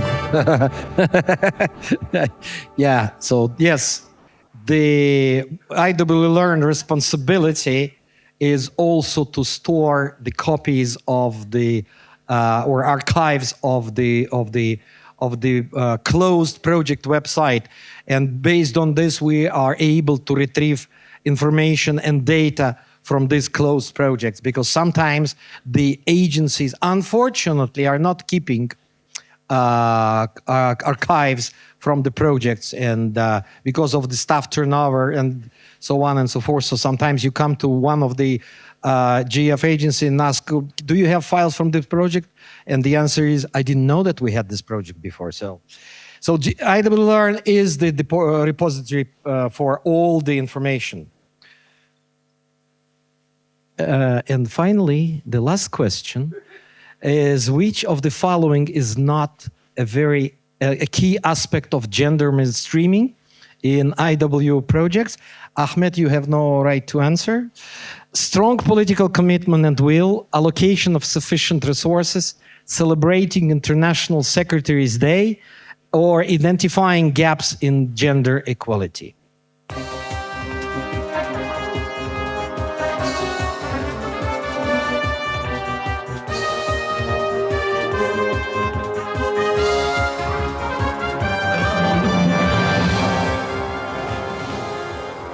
And the correct answer is number 3.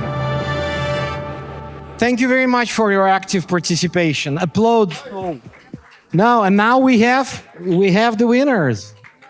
Now, we have many winners. Okay. Yes, delete this immediately.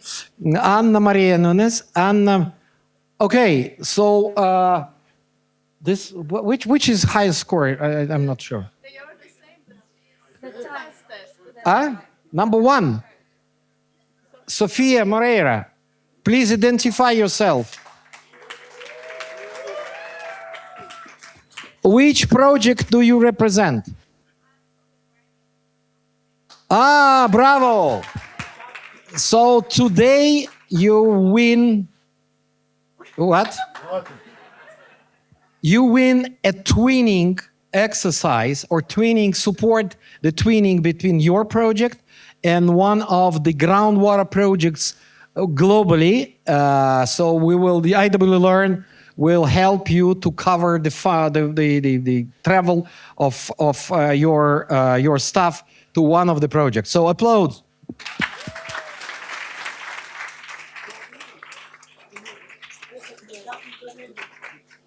And this is SAP implementation project. Oh yeah, well, unfortunately we have few. I suggest you go to the Dinari Karst because they are also starting now in the Balkans. They're starting the implementation of SAP projects. So there's a lot of similarities that you may exchange. Again, thank you very much for everybody. We have the 2 last points, the housekeeping rules, and then we'll be closing this session. Thank you. Okay. Well, thank you very much. Thank you very much, everybody. I think that was fun. That was great. Something a bit less fun, more boring. Housekeeping rules. I just wanted to point you to the last point there for tomorrow. So tomorrow, please come here with your luggages because buses will leave directly from here at 2 o'clock. So it's very important. The start time for new registrations, so not so much for people who are here because you are all registered, but the registration desk will open at 8:15, and at 8:45, 8:45, we will have again the small opening reunion here before separating in 2 groups like we did today and starting the workshop at 9 o'clock. So a bit different times, a bit earlier than today. I just wanted to highlight that in preparation for tomorrow.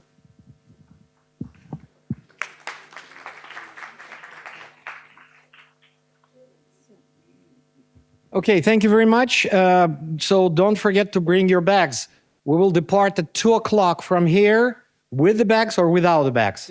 So it's your decision. You know, some people got the bags finally from some air companies, so they can travel with them. Dear colleagues, friends, I think I would like to thank all of you for the very active participation today, for CAF for hosting this session and active participation, for, of course, the IW Learn staff that is behind all the organization of this workshop today, for the tomorrow workshop, and of course, the whole conference. You know where to find help with all your questions and issues. And with this, have a great evening, and we'll see you all tomorrow. And oh, I'm sorry. Yes, this is the, please complete, scan again the QR code and complete the evaluation form, and also put all your suggestions, all your questions because we will be repeating this exercise with the project managers every conference, because we think this is important. We heard today from you that this is important for you. So based on the suggestions from you, we will modify or adapt, because we will be using adaptive management tool, of course, to prepare the next project manager workshop during the next conference. With this, a round of applause to everybody for coming. And see you all tomorrow. Thank you.